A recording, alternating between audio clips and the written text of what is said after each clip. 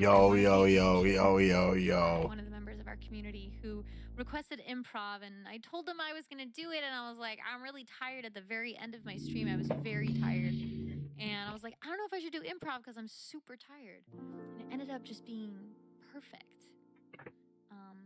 That was one of the fastest I've written. It was quickest I've written a song because it felt like it came to me very quickly. It was cool.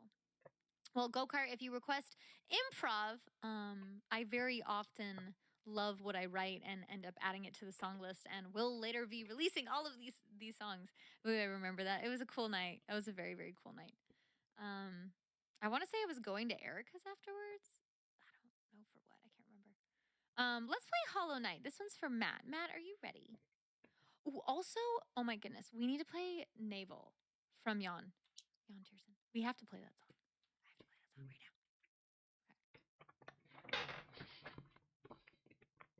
Yeah, thank you. It's just Kid. Yeah, that one was mine. A lot of these that I'm playing, not this next one, but a lot of the ones that I play on stream, a lot of them are mine, my own.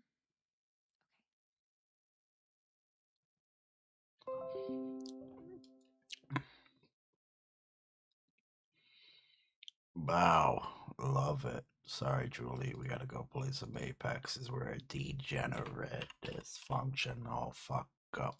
But actually, we're not. Just when we're home sitting in this chair. Thank you and good night. I'll be here on the weekend. Be back to work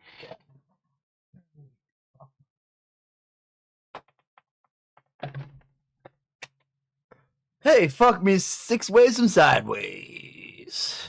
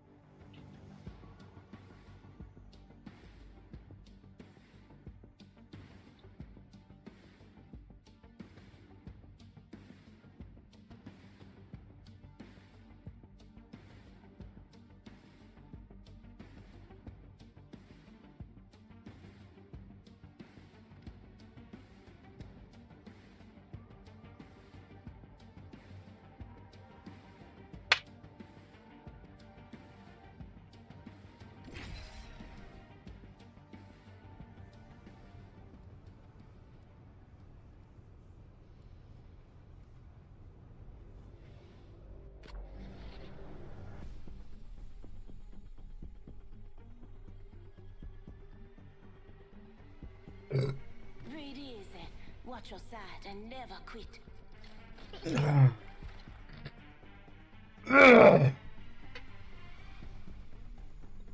Let's go to 4, baby. Oh, look at that guy. Ah. Who that? 5 and 6 ain't even working, bitch. We zoomed in on the face, on the head now, baby. This is your champion.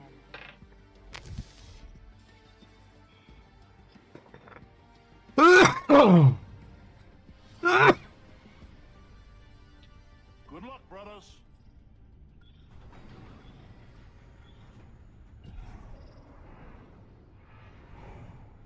This will be fun. Can't wait to win.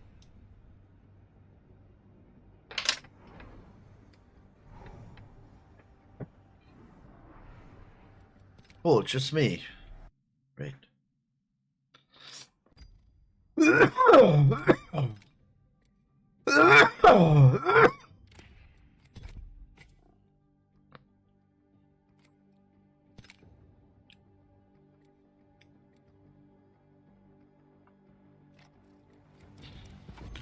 Oh, I got an Apex pack. Dunk on it.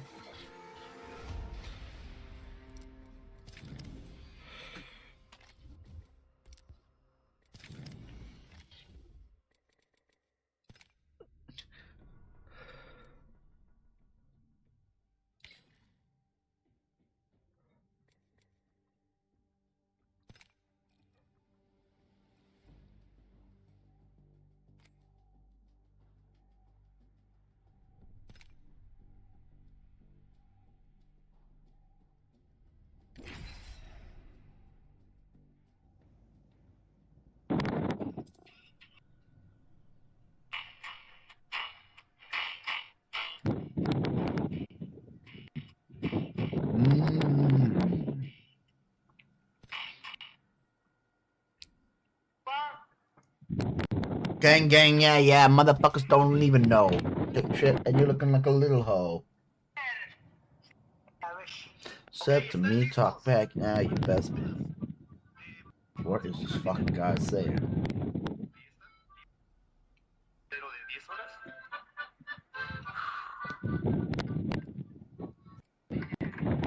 Hello everyone, this is your David SMMR. If I was to really spill the beans, I would say that the reason we invited you up to the first pod championship is we're trying to get Tyler who ghosted us. Hello everyone, this is your David SMMR. If I was to really spill the beans, I would say that the reason we invited you up to the first pod championship is we're trying to get Tyler who ghosted us. Tyler was ghosting us for the first pod champ, so we invited Ebron. I think he's never gonna play again after this one, so you better enjoy it while you have it. That's so fun! Pod champ was great. You what? But that is What the actually hell? a true story. We were trying to get Tyler to play. I need to respect you all more. We didn't see it. Morse code translate. Look at his bird! So cute. Chicken? Yes, bird. Apparently there's no dot. Oh. What does that mean? We should land there. Looks like fun. There's spaces. Oh, there are? Enough lambing around. We dropping. Fuck, where are my spaces at? Oh no. Well, we What do you copy have? this. Okay, copy this. That way. Apparently that's what it is. Oh!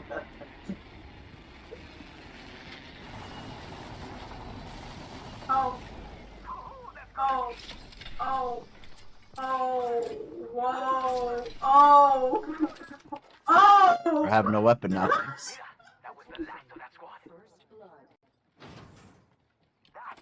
Whoa. What happened? It just kept getting worse. We're all inside the ring. Good.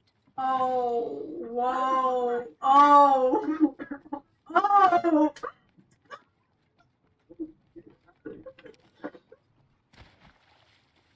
Whoa. What happened? It just kept getting worse. What's going on, Eric? What's your butt? Alright, this is Dairy Queen Pup Cup with the dog. Wait, what? Is that a dog bone? So what? How's that dog biscuit? That's just How's that dog biscuit?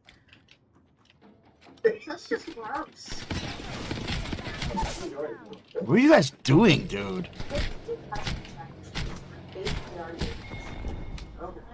You might be fired, because one time in, you know what I mean? It's Well, they need one, right? yeah, that's what I'm saying. Listen, between me and you,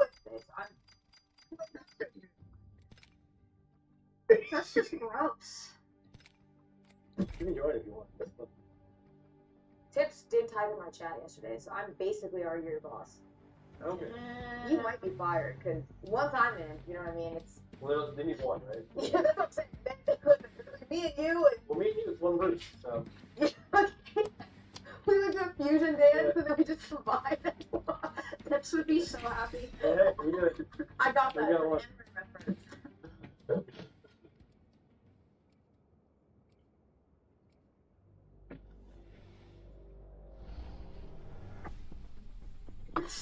Pick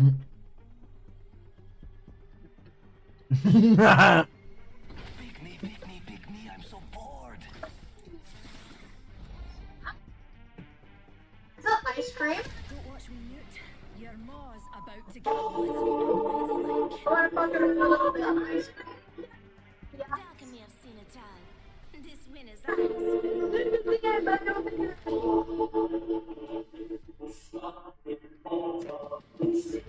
Introducing your champion. Wait, that's actually pretty sick.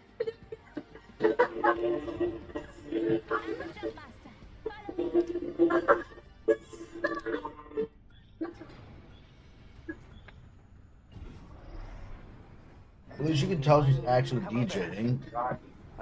Scratch that. Yeah. Oh my god. Oops. Oh my god. He's gonna walk away.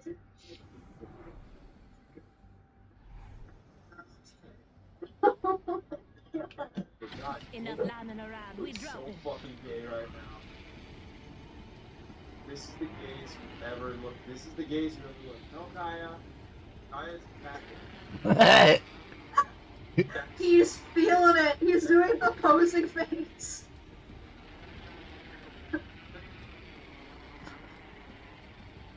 That's the face Austin would make whenever he saw himself in the elevator mirror when they went to Korea. I know this. Where is this from?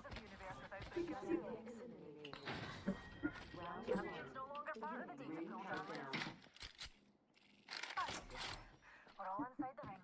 Fantastic.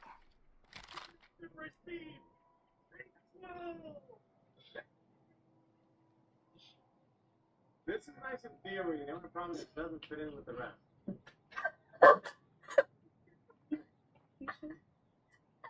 Emily, 2023. Ew, so weird. Emily, why does it look like that? What? July 26th. Looks the same. How are you doing today? See, I'm very poised. I'm very cool. Over there looks fun.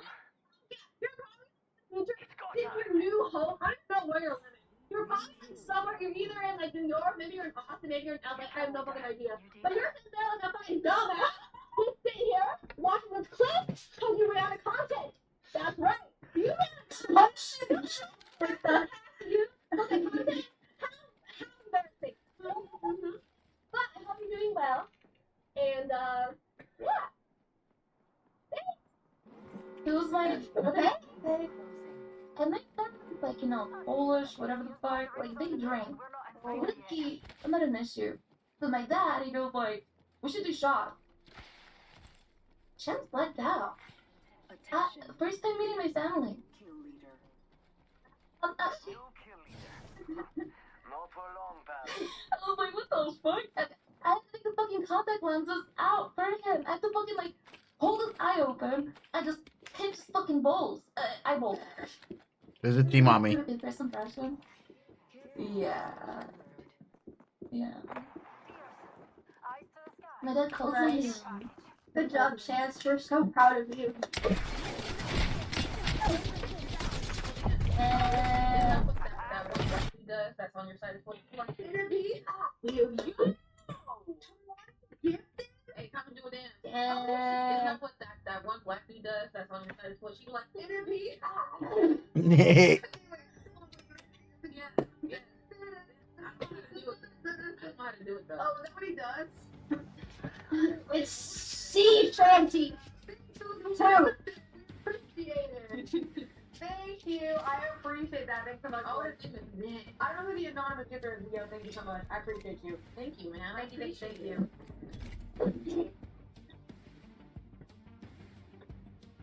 Wait, that was Mari? Wait, that's what she looks like? Not that Mari? Not the one that comes in chat? I literally said Mari, you fucking stupid. I never said Mari, you stupid fucks. I said Mari. Jesus Christ.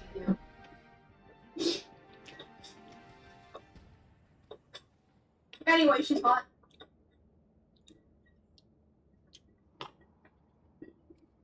I don't know why. This is so funny. Just look at me, and he's showing off. He's like, "Hey, do you know what you can do on the side?" Austin shows with the cock. Austin is openly gay as fuck and a brother. No! No! Okay, hold on. He made the right choice this time. Look at him! Aww. Oh my god! Wait, it's making him do it now! I caught him! This is your champion. Aww. I caught him! Motherfucker, I caught him, that dude! You're so... No, I know. I'm proud of myself. I'm a good... I'm the jump master. Oh, shoot, shoot! Here comes the trick! He did this? Wait, this is TikTok. What the fuck is this? What the fuck is this? Is for bits? Ice cream's so good. I'm going to get high at the clinic. Ice cream's so good. Cool. Do I have a mushroom or do I have a hat? Okay. Dropping in. I'm going past the grow center to the clinic. I'm going straight for the... What the fuck? Why are you marking that? Here's Bowser. Okay, but when your opponent is way it's your fault, bro. You Sounds like we're gonna suck. lose. And that dude sucked. Oh yeah, I'm pretty sure this fucking game. Wow, it took you 15 minutes. I can tell. Perfect. Well, okay. Just like me. This week is really bad. You're not wrong. I mean, You're probably a degenerate as well. That's enough about him. Who's wearing a wig? Have no boyfriend. That is insane. I did not want to secure from the start. That's true. Your friends criticize your choices. Oh, all the time. Your parents are disappointed. Oh, yes. And they or are. dead. Oh, not that far yet. Not me. Not me. Not me. It's Jack. That's it. Not me. No, what the hell? Here. 45 seconds. Rings close. In a machine, Gotta see there's this. no Optics space. here. Sniper. Take control. Take power. Let the bass kick. Whoa. Gotta do it. Gotta do it.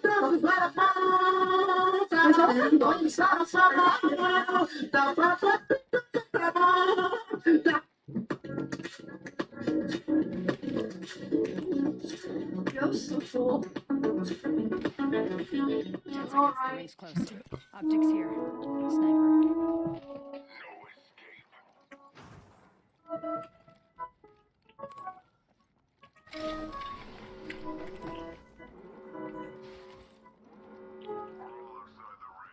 Hello, guys and gals, me Mudahar. Do you like the internet? Do you like the freedom the internet has? What if I told you that Google wants to implement digital rights management across your favorite websites? Now, it's not just Google. I don't Do want you to like throw the them under the internet? bus. It's also Apple, and it might also even be Microsoft. Now, to understand, the internet is free and open, and we're never going to get back to the original, 1.0 days of the internet, the Internet is free Napster and era, open. the forums era. No, we're stuck in the days of consolidation, commodification, and the ability for DRM to restrict how many options we have to browse the magical internet. Now, DRM isn't new. You've probably heard of something like Widevine, which is a DRM, a content protection system for premium media. You ever try to watch Netflix and wonder, oh my god, why can't I record Are you my saying hi to the stream? guy Well, it's who because of technologies like the Yeah, Widevine, has numbers Widevine, and... which actually basically serve as sort of DRM protections for a lot of these streaming services out there, Doesn't okay? talk. Now, people would think that encrypted media extensions may be one Talk thing, back, sir. but no. Today we're actually looking at something known as web environment. It's 2023. Everyone has... Yeah, they added some new vehicles vehicle or something. features. So I'm here to help describe What the it is. fuck? You took my guy? Basically, this is a You took my DRM girl? gatekeeper for the web. I'm Now, I'm understand Wraith? the What is entirety this? of, what this is, they actually have some use cases, okay? Some examples of scenarios where users depend on trust Trust is the important word. See, when you're browsing the internet, you are a client, okay? You are sitting in front of your computer. When you open your web browser, you open a web client. Anytime you enter a web page, you're connecting to a server. This client-server relationship needs to have trust, otherwise bad things can happen. So here Google describes things like users like visiting websites that are expensive to create and maintain, but they often want and need to do it without paying directly. These websites fund themselves with ads, but the advertisers can only afford to pay for humans to see the ads, rather than robots. This creates a need for human users to what's prove happening? to websites that they are human. Sometimes Well, through what the tasks fuck? like You guys left challenges, me and got into a logins, fight? or captchas, Bro, or that was basic out of things to fucking prove that you nowhere. are not a robot. Fuck. Users want to know they're interacting with real people on social websites, but bad actors often want to promote posts with fake engagement. For example, to promote products, or make a news story seem more important. So bots on the internet that make one small Twitter story that only 3 people care about, and all of a sudden they make it look like 300,000 people care about it, okay? One YouTube video that 100 actual people watched, but 100,000 bots also watched as well, looks a little bit deceptive compared to what it actually should be. Users playing a game on a website want to know whether other players are using software that enforces the game's rules. So they made it sound like obviously they're going up against fraud, they're going up against bots, they're trying to make the internet a more trustworthy place.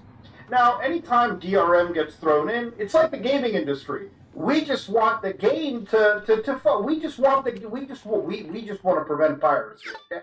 We just want to stop bad things.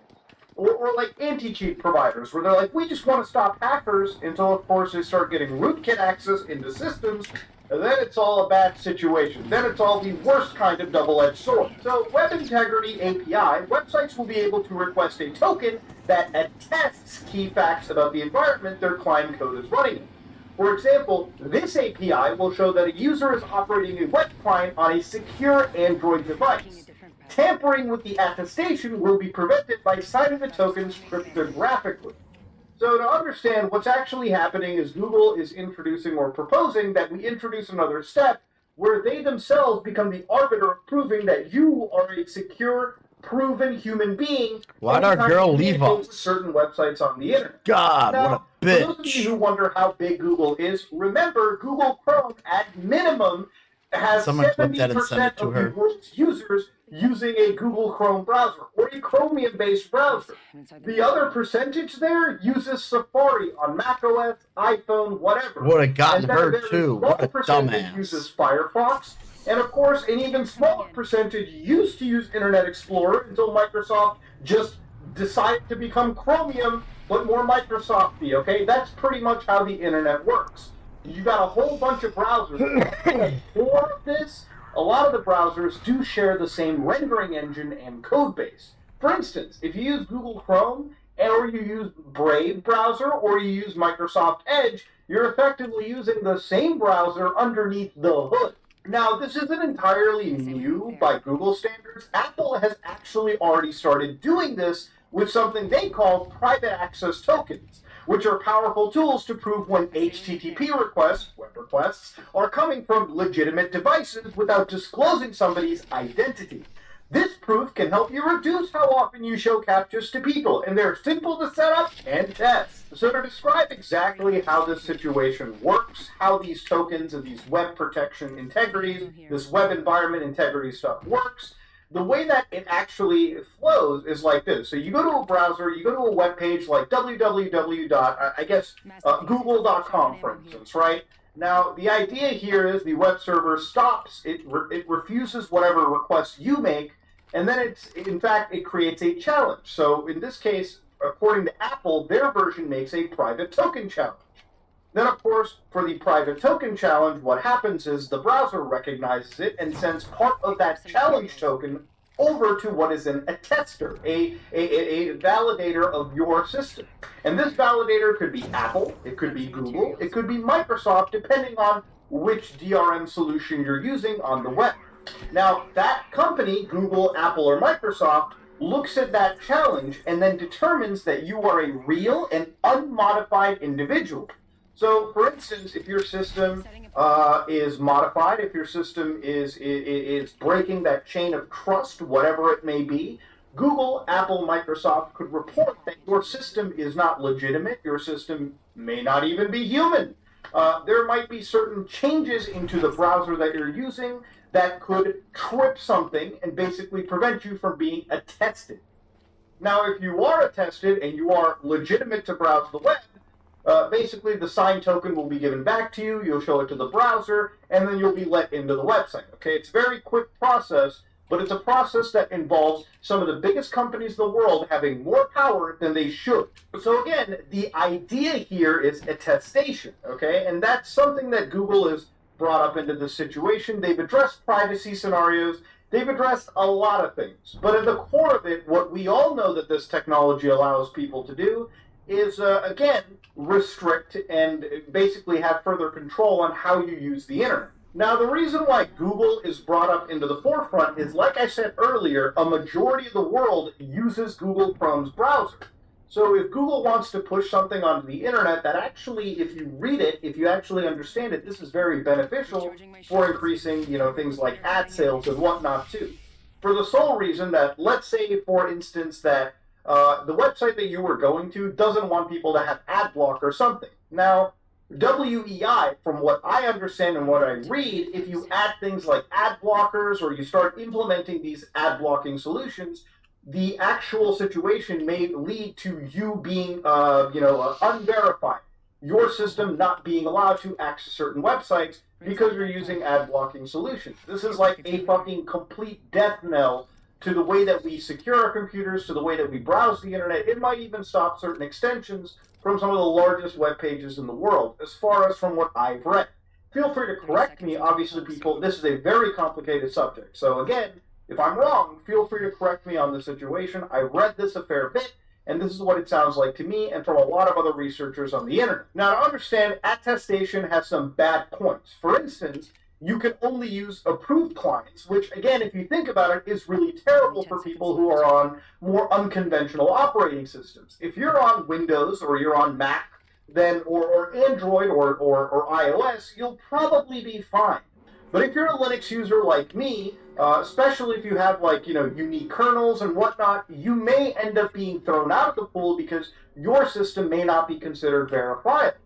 The other thing is, when it comes to your own device, one of the problems is, for instance, using modified software, that again may not be considered as legitimate, all right? Even if you're not doing anything shady with it, websites can choose to kick you out if you're using things like a rooted Android device or whatnot, or maybe even like a jailbroken iOS device, if that's still even a thing.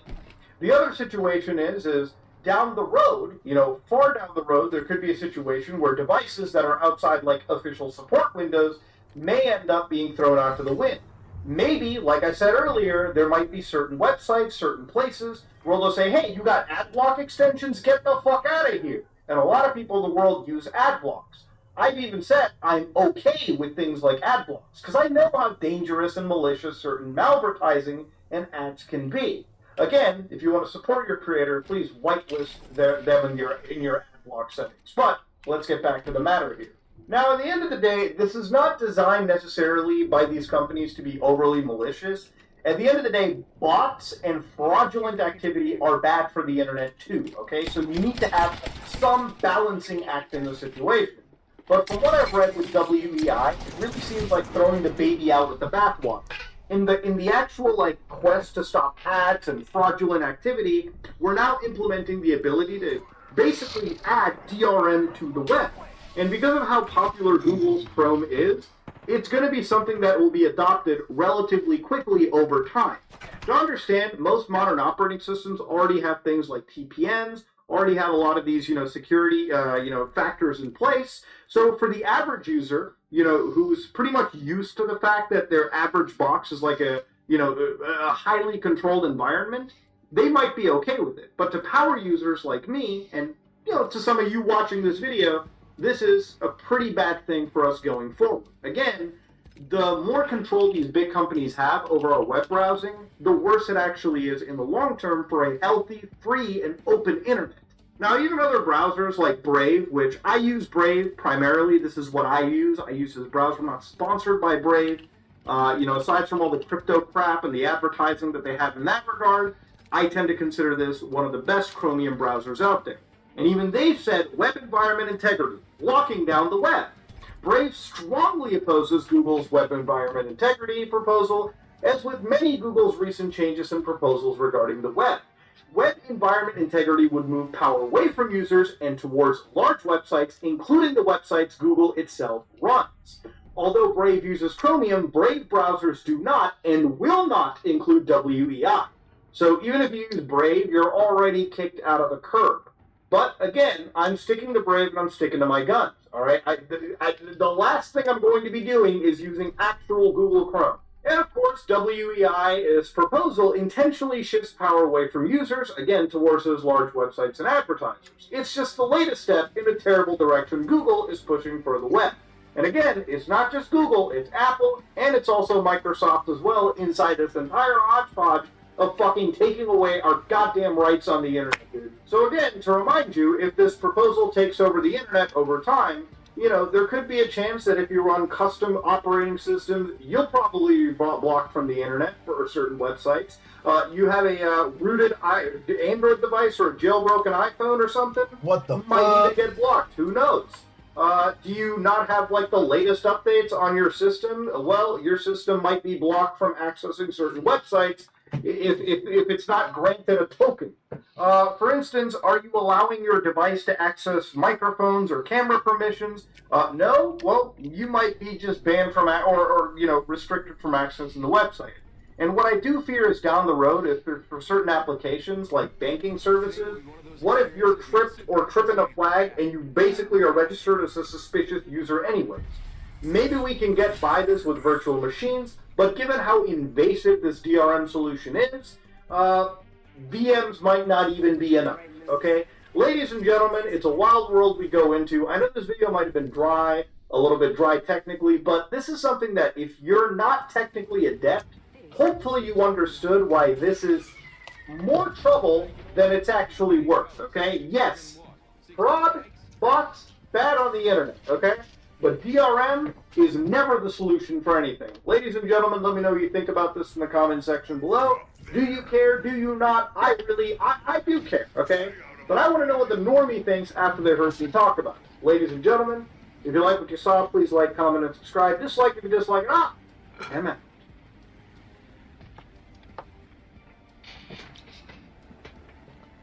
And I'm pretty sure we're live as the start of every single YouTube stream ends up going. I'll fire off the Twitch stream and see if that breaks everything. I'm having some bandwidth issues today. My internet connection is being a little funky. This is a pretty scuffed setup. We're gonna make it work. Must be on the way in show timeline. You're not wrong. You're maybe not wrong. Like I said, this is a pretty scuffed setup. We've got OXLR back. So I can cover it on Mac and Linux. I hate it as much as I wound up hating it by the time I was done with it before. It's like I said, this is a pretty scuffed setup. We've got OXLR back. So I can cover it on Mac and Linux. I hate it as much as I wound up hating it by the time I was done with it before. I feel like my chat widget is not updating as quickly as everyone else's. It's a little weird, but that's okay. Hello! Welcome back to Streamer News from the newly, mostly revamped and ready to go Retro Gaming Corner. Still working on finishing up the rest of the studio, but things are coming back, including live streams. Crank that backing track music, no doubt. Send in a decoy. Hey, wait, how do I know that I'm not the decoy? This is Dream Within a Dream. Backingtrack.gg for royalty-free rock and metal and a little bit of chill wave, chill rock going on here for your streams and for your videos. Speaking of which, before we get into the title topic today, I do have some big news relating to backing track that I just wanted to share. I need a backpack.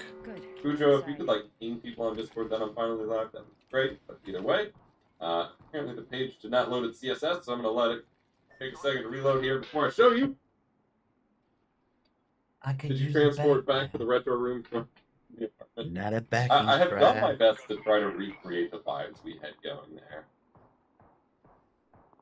Alright, so, as you know, or as you, I guess, hopefully know at this point, we have backing track, our stream safe, video safe, podcast safe, rock and metal music, and... Heads up. Care package coming in.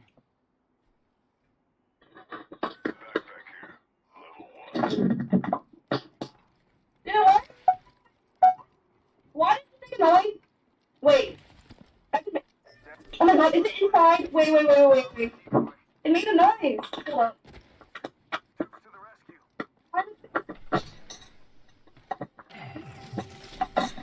You can't see anything? Oh my god, wait, it got away. It got really flat. What's working? New kill leader appointed. Gotta loot Marvin here. Huh? Do I have to close the fire? Hold up.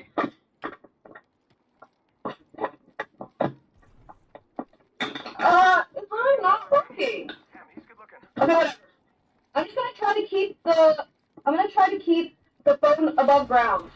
Oh no. There is some great drama right now on Apple TV Plus, but I'm not talking about a TV show. The drama is around Apple and sports. All the spectacle and tension is around Major League Soccer and college football and maybe ESPN. There is a lot of buzz about what's going on with how Apple's getting the streaming rights to various sports content. Apple's gamble on Major League Soccer seems to be paying off big time, but not every sports team is a fan of having Apple at their games as one more perk to sell another streaming service to subscribers. This week, we're going to review Apple's big wins and losses for sports broadcast rights and all the latest rumors of what could be Apple's next play to make Apple TV Plus a major sports streamer. I'm Richie Perry, and this is One More Thing. Streaming networks always have a hot show or two that pulls people in to subscribe. But what's pulling folks into Apple TV Plus? There's been Ted Lasso and Severance. Certainly Apple is throwing a lot of cash right now at Foundation. Forbes says the production looks like the most expensive show on TV. But the thing that could be pulling in the biggest subscriber numbers for Apple right now isn't anything from Hollywood. It's soccer. Last year, Apple made a deal to be the only place you can stream all of the MLS games for the next 10 years. It's a deal for $2.5 billion. But come on, Bridget, I can hear you now. You're saying Americans don't really watch a lot of soccer, right?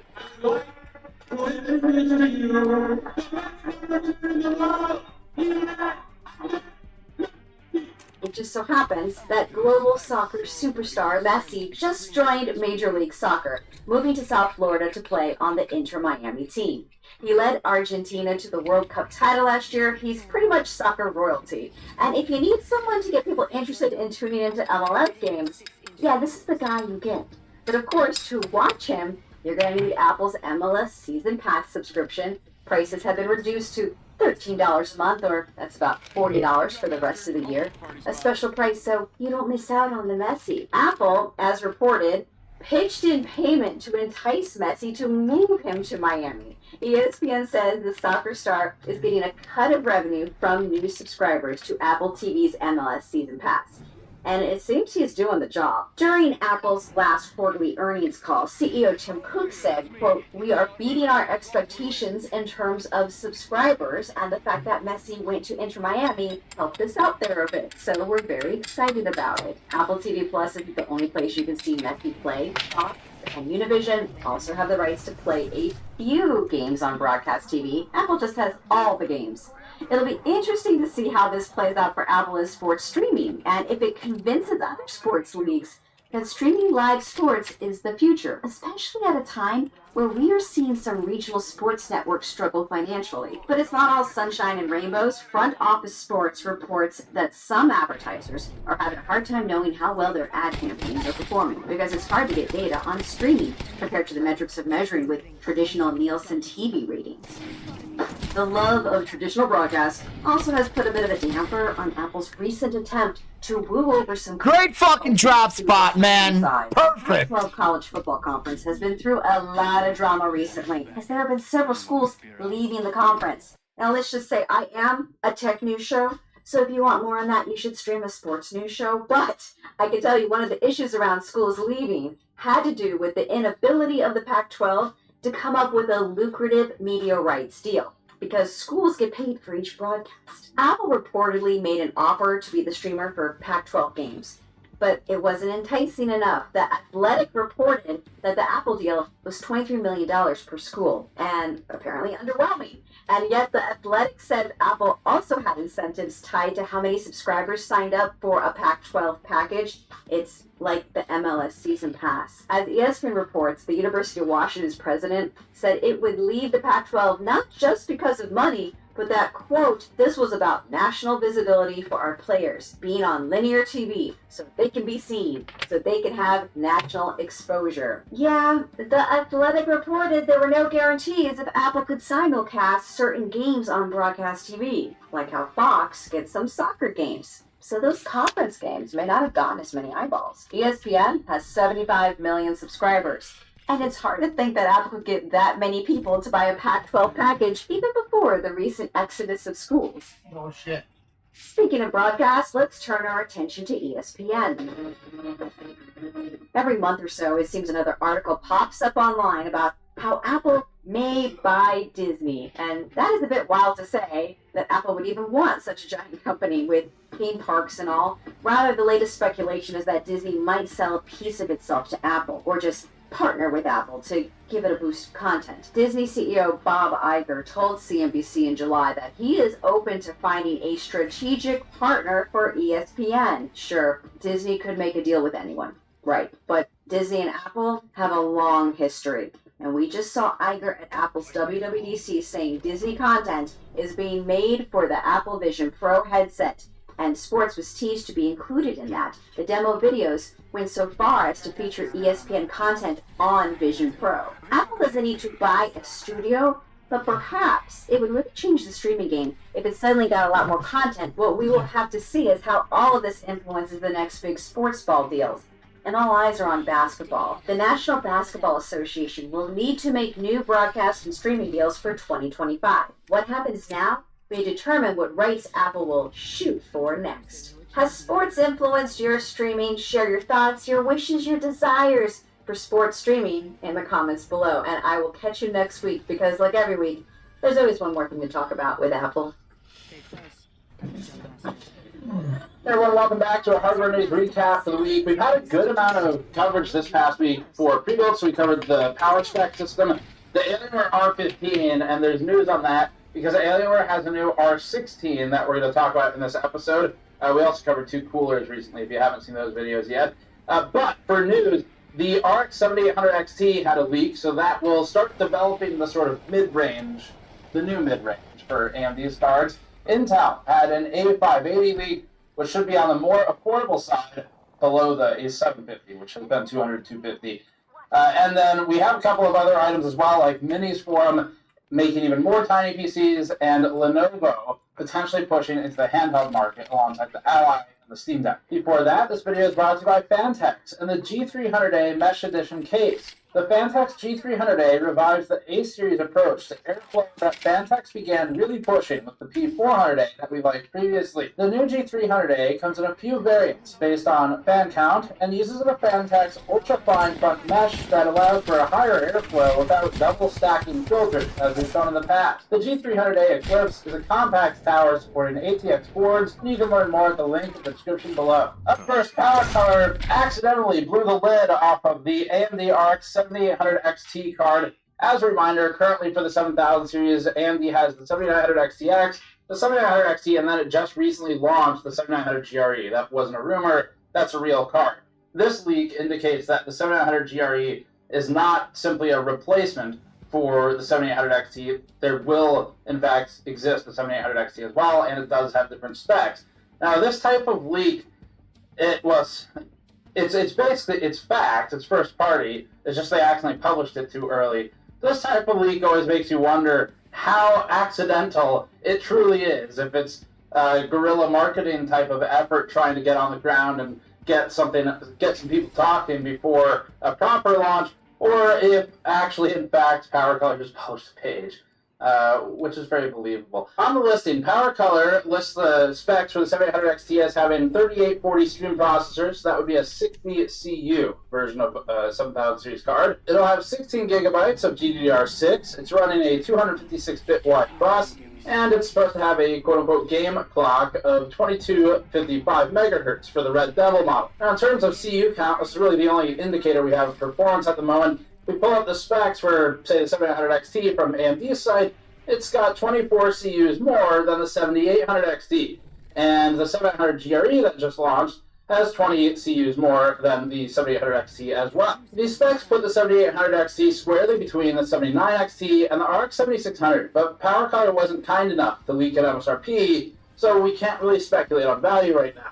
The price gulf in the middle of the Radeon lineup is massive, but it's nice to see that AMD has decided to give this a full set of 16 PCIe lanes and 16 gigabytes. We don't know the card's TDP, but the Red Devil model they showed has 2 PCIe 8-pin, and it suggests so this is pretty different from the 7900 GRE in the 20 CU count difference, but also if we look at images of the die. It's clearly the smaller Navigator CPU, and it only has 4 of the chiplet MCDs. Beyond that, there's not too much to talk about with the exact Red Devil model shown. Is that Page Row? A slimmer version of the same cooler PowerColor uses on high-end GPUs, and it's so similar, in fact, that the straight-on image of the card it clearly shows a cooler with 3-slot thickness. So they're reusing that image. But the actual 7800 XT showing the rest of the page is thinner. In another GPU leak, it looks like more desktop cards are on the way from Intel. So we talked about their laptop models last week, a couple days ago, and now they have the A580 desktop card. This was actually announced a long time ago. So back in September, Intel announced it alongside the rest of the lineup. And now, a new Geekbench result, as found by BenchLeaks on Twitter, suggests that it's finally getting close to launch. The result lists the A580 running in a system along with an i7-12700. This is not the same thing as the mobile variants we talked about on the last hardware news, as this desktop A580 will have 24 Xe cores. That's only 4 fewer than the A750, which is already a good value in the GPU market right now. It's also got 8 gigabytes of memory, but it has a reduced graphics clock of 1700 megahertz and 175 watts total power. In terms of Intel's lineup right now, if you haven't looked recently, the A380 is currently their lowest end. It's kind of bordering effectively mobile chip performance, but that's their lowest end. That's $120, and the A750 has been as low as $240. Pretty sure they had a sale at like $200 briefly on some of the retailers. So between $240 and $120, there's definitely room for a card in between. $180 mark would be a common point. Of course, $200 would be another one. So if Intel plays its cards right, the A580 could be a very interesting sub-$200 option, which the market desperately needs right now. And Intel kind of, it seems to have general goodwill or community sentiment behind what it's trying to do in graphics. So they need to maintain that, and that means not playing the same sort of stack shifting and price increasing game that the other two vendors are playing. Up next, hot on the heels of our full review of the Alienware R15, the next model has been released to market with a totally new outer shell. Alienware says the new R16 features its elevated Legend 3 industrial design. Now, it's of course impressive that they're on the 3rd iteration of the Legend industrial design. Don't really know what that means, but it sounds good. This equipment provides efficient airflow without sacrificing performance. Alienware has a lot of marketing on the page about its, quote, intentional thermal strategy. This implies, perhaps, that the outgoing models didn't have an intentional thermal strategy, or, if they did, it was intentionally bad, which it was. Alienware claims 20% quieter operation, something we talked about last time, and we'll be able to test for that anyway. And it might not be entirely marketing BS because the outside of the R16 looks totally different from the previous model. It has a ventilated top panel that directly exhausts air from the CPU liquid core, and it looks to have a wider intake channel in the front. The ventilated side panel is there as well still, And that was one of the big changes that we saw in the R15 versus R14 that actually did benefit GPU thermals. Alienware also said the new design is up to 40% smaller without sacrificing internal volume, and that only really happens one way. It just goes to show, though, how bloated and unnecessary the old design was with its molded plastic appendages. Now, the only one way you can change the outside but not the inside is to just keep the inside, which they've been doing for a long time now. So typically you would refer to this as keeping the same tooling.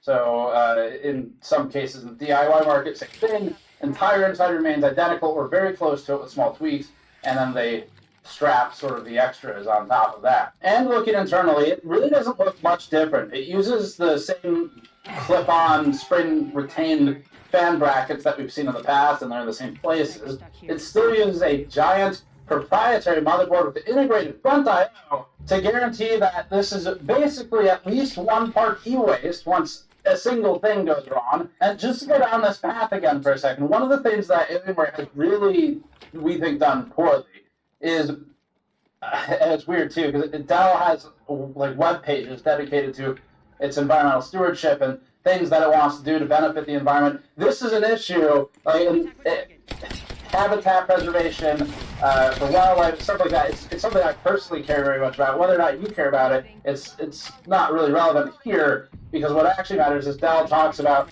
how much they're trying to reduce waste, and then they go and they make computers that have proprietary motherboards, and they attach all of their front I/O to the board, so that if anything ever goes wrong, or you simply want to upgrade, you basically either can't use the case, or you can't use the board. They have to go together, and that introduces issues with cooler compatibility, because on some past models, Alienware has had non-standard mounting for coolers. For example, we called it a structural cooler, where they would mount it to the chassis itself. And so the problem with all of these things is, especially because I personally do care about the impact of waste that we create and the impact of the consumer in terms of repairability of a component, a computer, we're going to hold them to the stuff that they claim they're trying to do. They're not doing it. So if you replace that motherboard with a normal ATX one, you're going to have empty I/O at the front. You're going to have a big hole in the front of the case, might benefit thermally, but you're going to have a weird hole there nonetheless, and you'll lose your front I/O. Likewise, if you want to replace the case at some point, maybe you want to accommodate some new part, like a larger GPU that wasn't accounted for in the original design, then now you have a motherboard that won't fit in a that generation Alienware case, or maybe older ones, but you're not going to be able to pull it forward into something normal. So these are the problems we've had with this sort of proprietary designs, where it relies on a specific design of another component when it could just be a standard. Now, it's different when there can't just be a standard. So you're talking handheld gaming devices where everything is different, laptops where everything is different. That's a different story. But when you have existing prevailing standards and you have a chassis that can fit those standards and, in fact, claims to accommodate those standards for other aspects of it, then you just use the standard. Don't cause problems.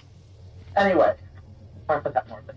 Rants aside, the current part choice is actually a little strange for Alienware. Normally, they have one super expensive SKU, but this time they have one that has a 12900F and an RTX 4070, and that costs $100 more than a SKU with a 13700F and a 4070 Ti. Where'd you go? You fucking left me! Get an R16 right now at the time of writing is a 4070 Ti. We assume that's to ensure existing stock of super expensive R15s have a reason to sell, though. And maybe they'll introduce a 4090 SKU in the future, but we have bought one of these. I forget which exact model we bought. I talked too much, I barely talked at all.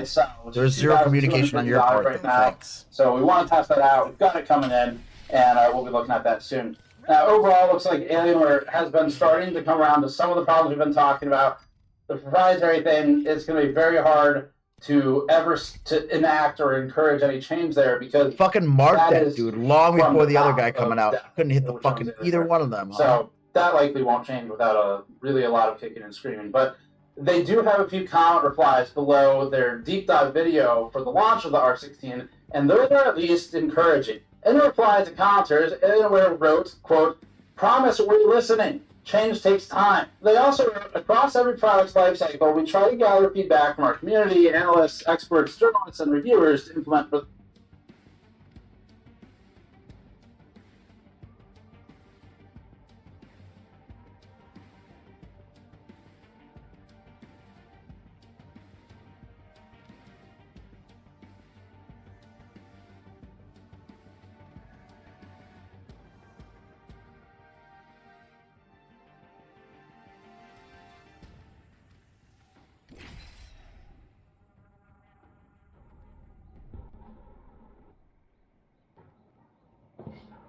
future.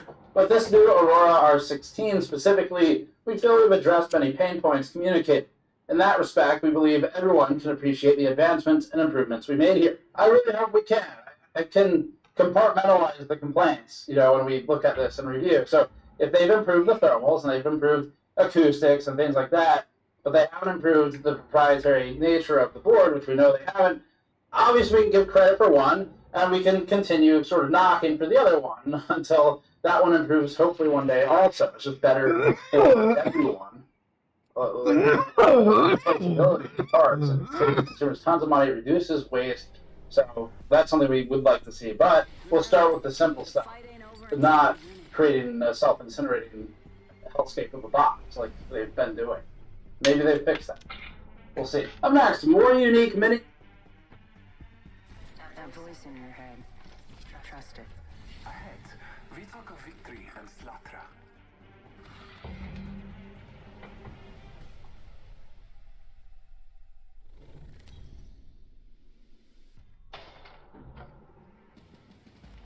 Introducing your champion. Follow my path to win.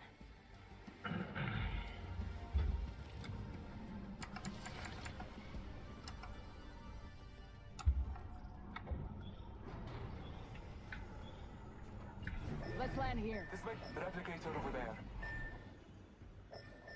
Let's land here. This is a good LZ. The replicator Never over mind. there. Battle lies below.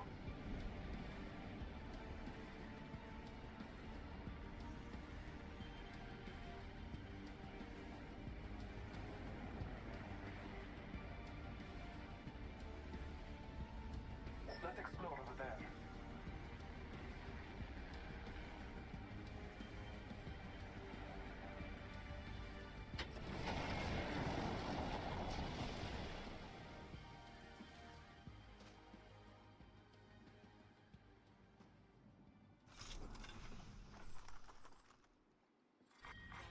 Attention. First blood. First blood.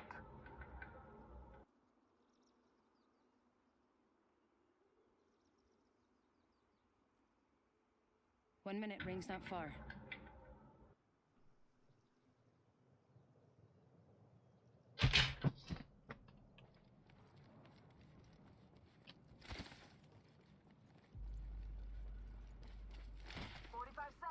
Ring ain't far.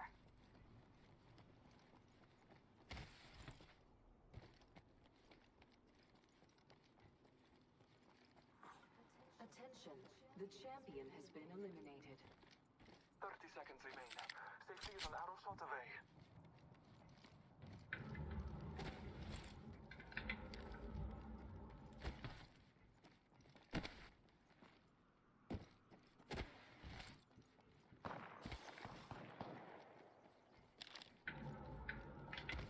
Ten seconds to the ring. It's close at least.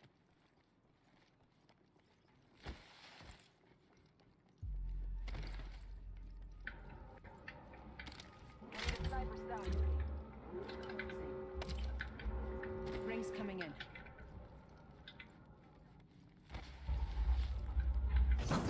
Picked up some materials. I need a standard stock. Thank you.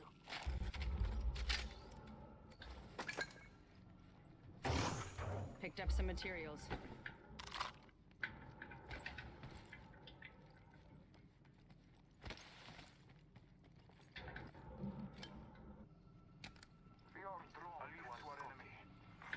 Care package being delivered. Care package incoming. Let's get to the LZ.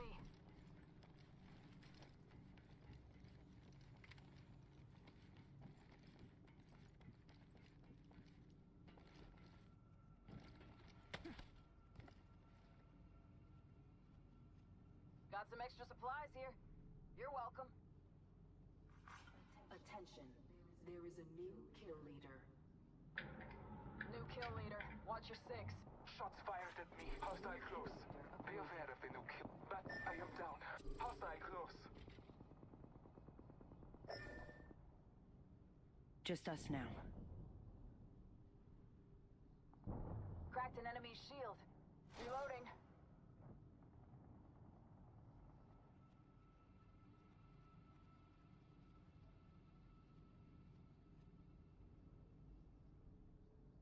our squad mate's banner.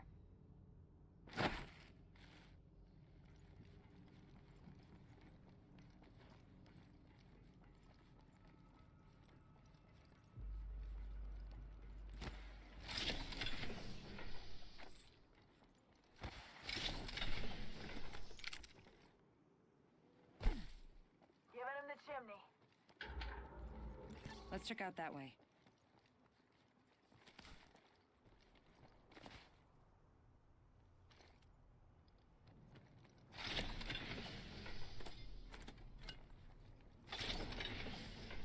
Havoc here. Energy ammo here. I return to the hunt.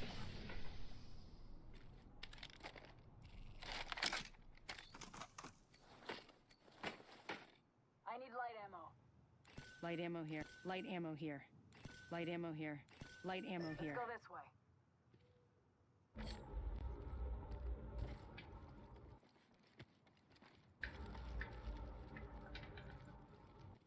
Dibs.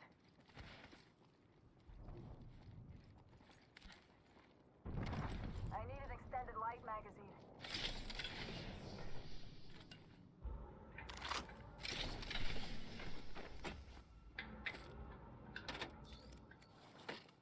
Light ammo here.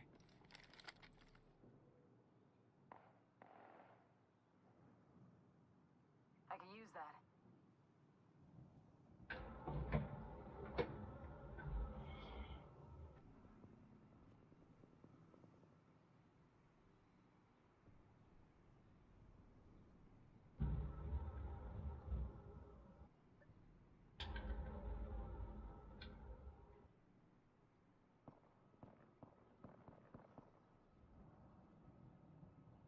Let's go that way. Never mind.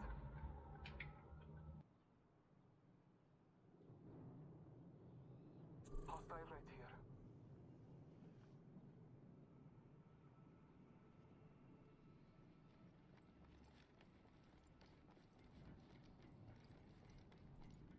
I need an extended light magazine.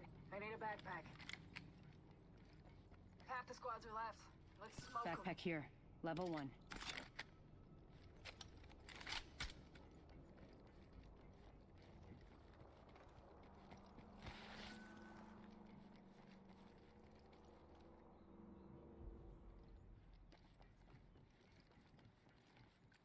Listen up. Got sniper ammo here. Ring countdown. Let's reposition there. Rings far. Oscar Mike. Energy ammo here. Backpack here. Level 1. Replicator on high.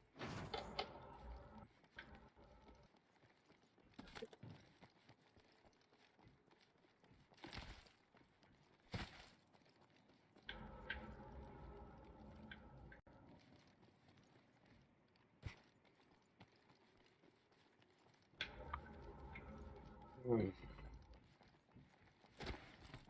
need a hop up. Skull piercer. Might be something good this way.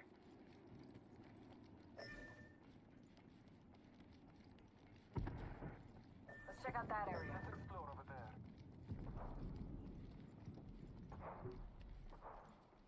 The ring is close. Time graces us. Target over there.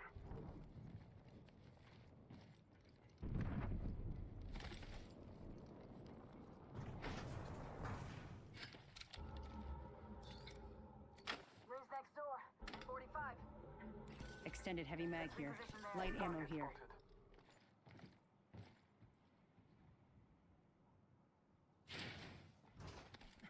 Enemy spotted. 30 seconds remain. I am taking fire.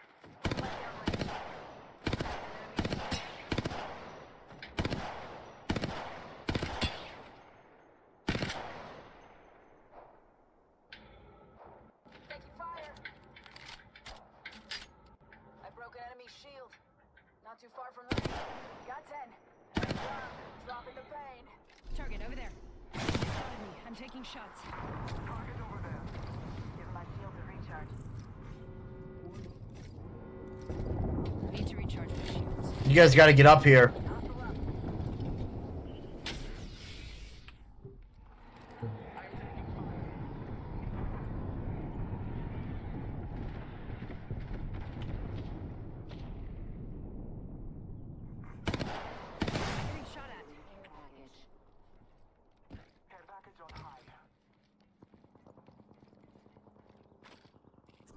company out there?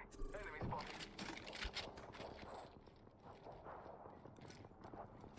Recharging my shields. Healing my wounds. Reloading.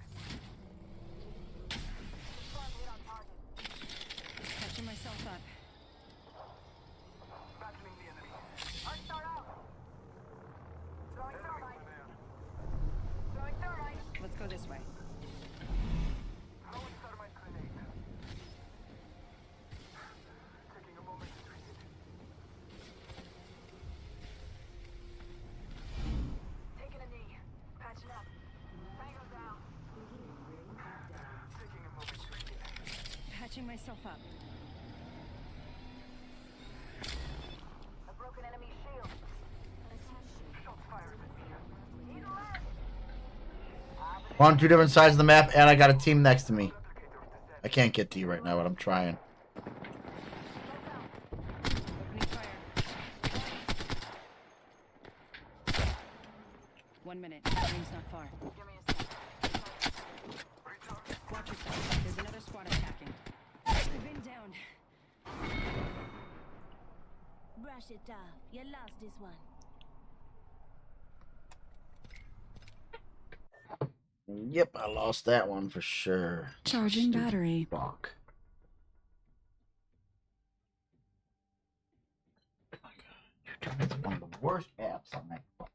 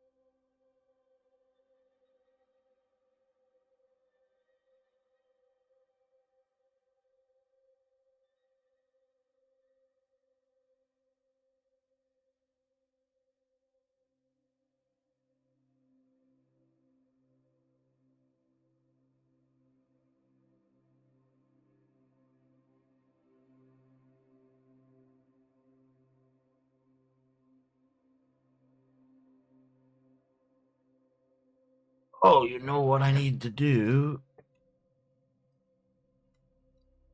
Good. See if I can get this done. Bop, video producer.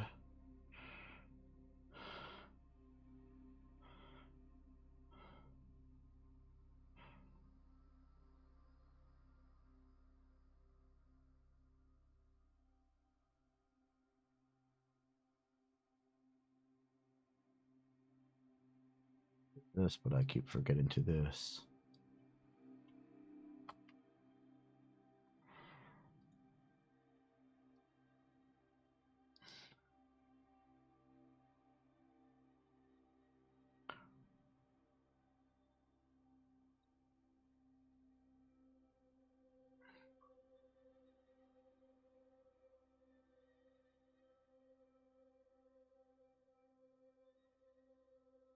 Oh, I don't want that. I want just that. Control C.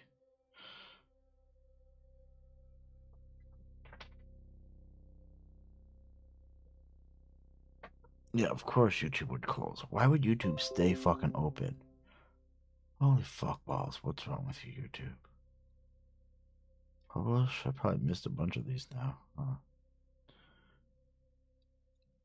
Looks like I did, but I caught at least the full stream.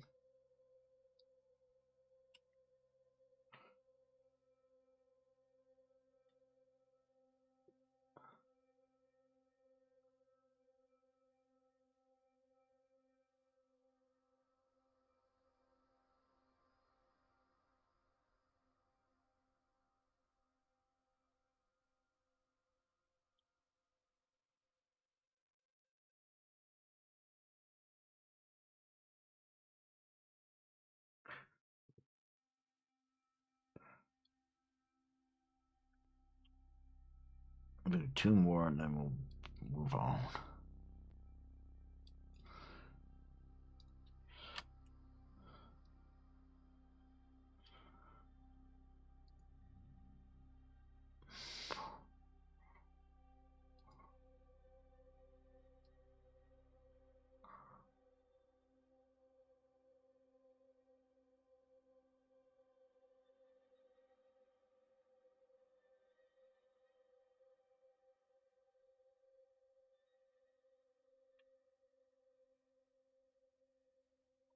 So we got a few more to do, but we don't have that many to do. Wait to Apex. Continue.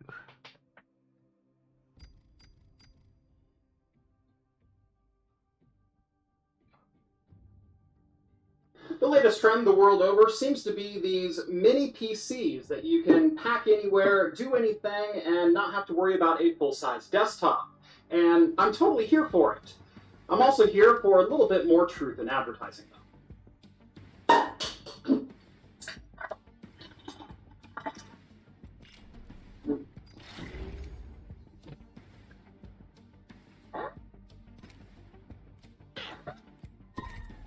Server room, this is the captain. Brett, is there something going on down there I need to know about? We're on your PS backup, sir.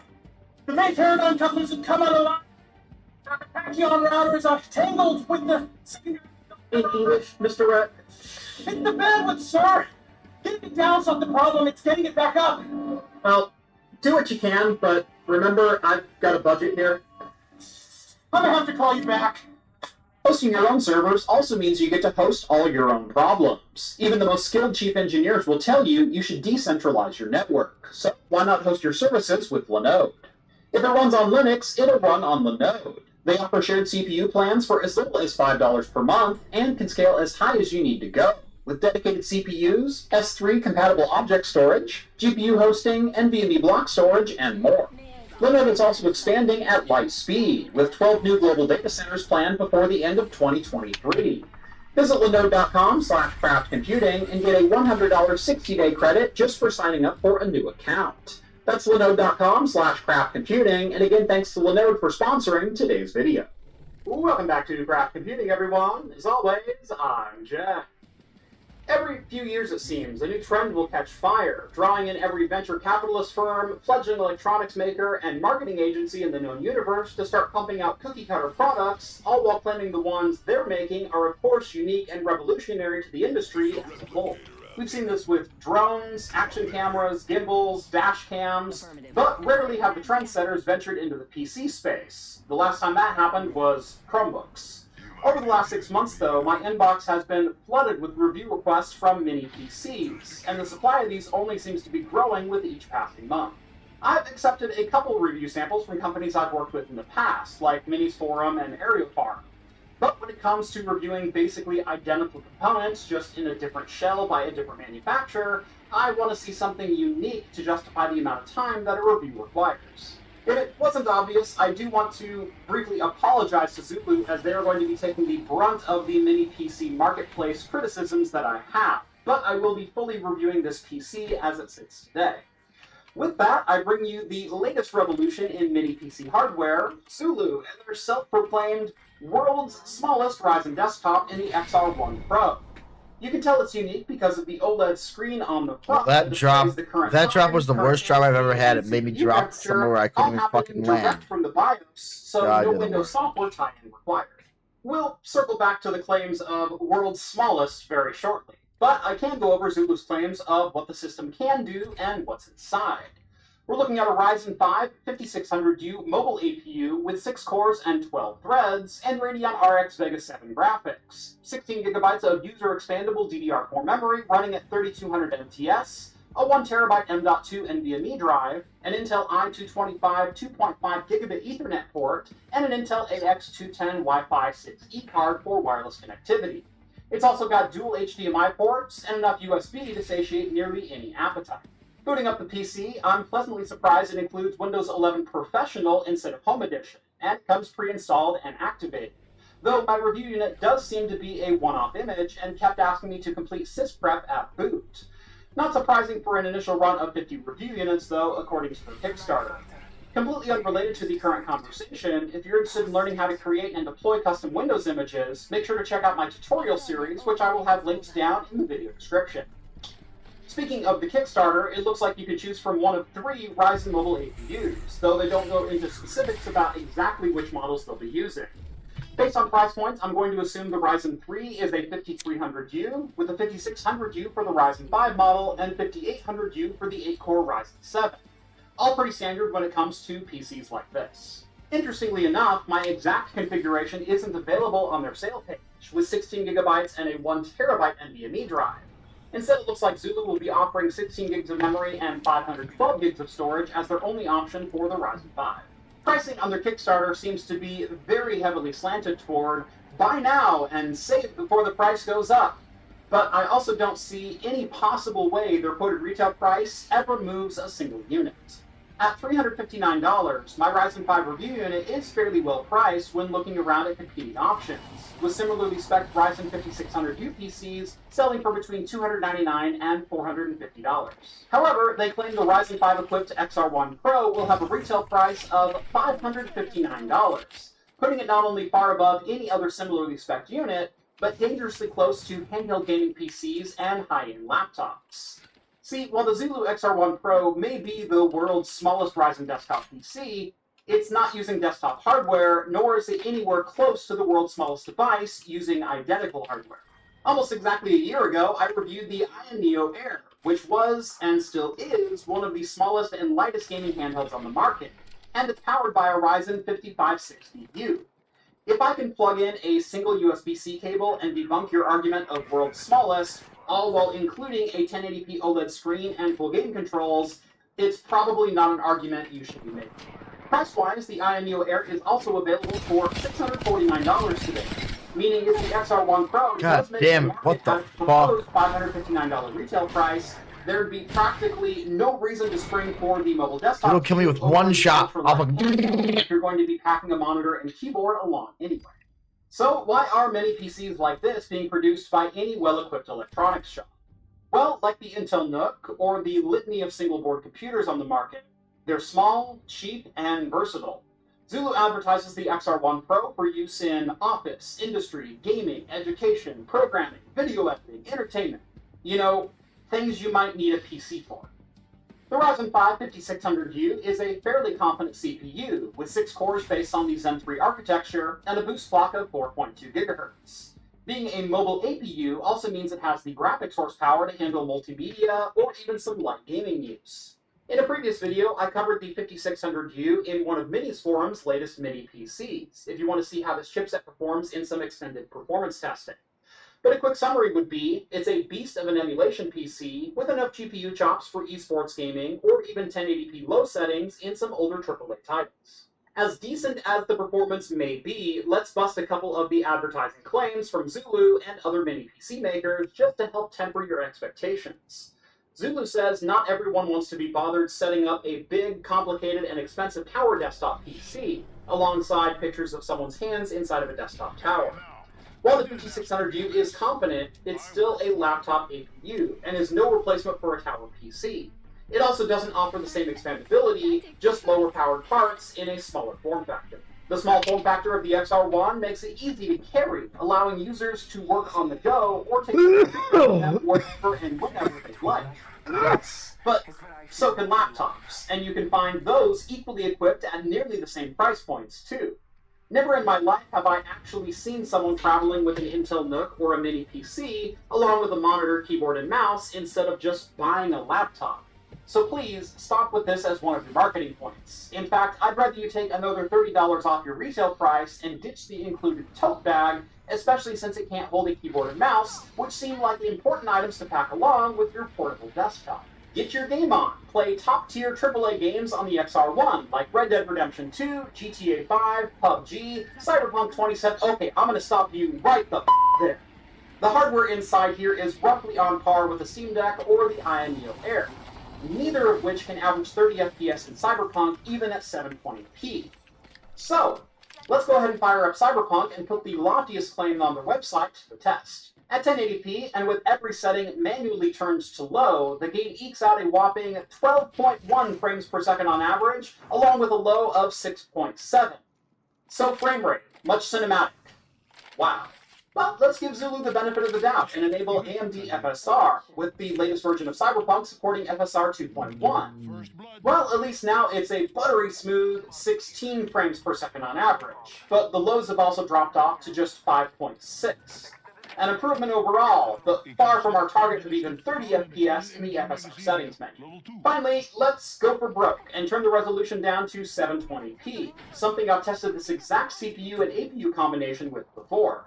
And despite the 30-watt TDP inside the desktop, the result is nearly identical to results from handhelds. Why'd you do that, you little bitch? 25.2 FPS on average, with 1% lows approaching single digits at 8.8. By no stretch of the imagination is this game remotely playable, and I'm really tired of both handheld and mini PC makers trying to make the claim otherwise. It's one thing to claim your PC can be used for video editing when GoPro footage is your source material. You can say it plays games so long it can run Stardew Valley or Minecraft at 30 FPS. But stop with these runs the latest AAA games like Cyberpunk and Red Dead Redemption when that claim is so easily proven false. Look, I have been a longtime fan of Are we going to the fight, or are we going to the Intel NUCs going back to the original Celeron and Sandy Bridge i3 models, and purchasing literally thousands of them for industry and user workstations. But I also understand their limits. For the average desktop user, a Ryzen 5 5600U has more than enough power for day-to-day tasks, and still is powerful enough for some multimedia work, or even gaming, so long as your expectations for that are not too high. The Zulu XR1 Pro, as equipped with the Ryzen 5 5600U 6-core APU, Radeon RX Vega 7 graphics, 16GB of DDR4, a 512GB NVMe drive, 2.5 gigabit networking, and Wi-Fi 6E, will run you $359 on Zulu's Kickstarter. And for that price, I actually do think it's a solid offering, so long as you don't expect it to live up to everything in their locked-in advertising material. I don't, however, recommend this as the ultimate backpack companion, because laptops are a thing. I don't think you should buy this expecting to play the latest AAA games, but emulators, esports titles, or games from between 5 and 8 years ago will likely do just fine. I also don't think it'll ever sell for the claimed MSRP of $559, as that would basically be product suicide. What it is a very solidly constructed mini PC with an all-aluminum enclosure, a clever addition of an OLED screen, plentiful I/O and expansion, all for a reasonable price. And I wish Zulu, along with every other mini PC maker, would start advertising them as such. If you're interested in the Zulu XR1 Pro, I will have links to their Kickstarter and their website down in the video description. Although again, make sure to temper your expectations accordingly. On your way down there, make sure to drop this video a like and subscribe to Craft Computing if you haven't done so already. Follow me on the social medias at Craft Computing, and if you like the content you see on this channel and want to help support me in what I do, the best way to do that is head on over to craftcomputing.store, pick yourself up a pint glass or a bottle opener, and start drinking like a pro. That's going to do it for me in this one. Thank you all so much for watching, and as always, I will see you in the next video. Cheers.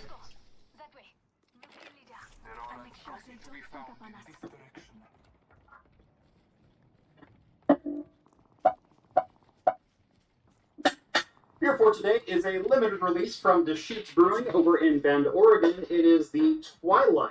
I believe this is a pale ale. 4 unique Minis Forum PCs and a breath of fresh air. Minis Forum has been making a name for itself by the sheer number of models it develops. It feels like every couple weeks they're announcing a new one, and this time there are 2 to talk about. The first has a discrete Intel A730M on an MXM card. MXM has always been really interesting. It never quite got the foothold that it needed, but it was developed for laptops. If you're not familiar with MXM, it's been around a while. It is in fact a standard. It's not a Minis Forum only thing, and it was designed to make modular, replaceable GPU cards that effectively socket into a laptop, like the old PCMCIA or something. See how many people remember that. The Minis Forum HN2673 is similar overall to the NUC enthusiast models from Intel, like Serpent Canyon. It's made to stand up vertically on an integrated stand to allow the heavily ventilated side panels to have as unrestricted airflow as possible. The cooling is actually one of the most interesting aspects here, as Minis Forum is using a unique approach with an assembly of 4 fans on one side that blast air through the various heat sinks internally. The exploded view render gives a good look at how it's all arranged. You can see how both the soldered i5-12650H CPU and the MXM A730M both face the cooler. We're not sure if the heatsinks are joined together as a single unit, but it's still interesting. This HN2673 starts at $650 for the version with 16 gigabytes of RAM and a 512 gig SSD, or up to $800 for the 64 gigabyte RAM model and 1 terabyte of storage. The A730M GPU has 24 XE cores, so that puts it 4 short of an A750 proper. Frequencies are of course different because of the power difference, but it should be able to handle light gaming pretty well. As a note, the A730M version that Minis Forum opted for has 6 gigabytes of memory rather than the usual 12. The second piece of Minis Forum news to talk about is an unnamed 6-liter ITX PC. The company teased on its X page. It's X page. It's a letter. It's set up to have one of 2 mini ITX motherboards with embedded CPUs.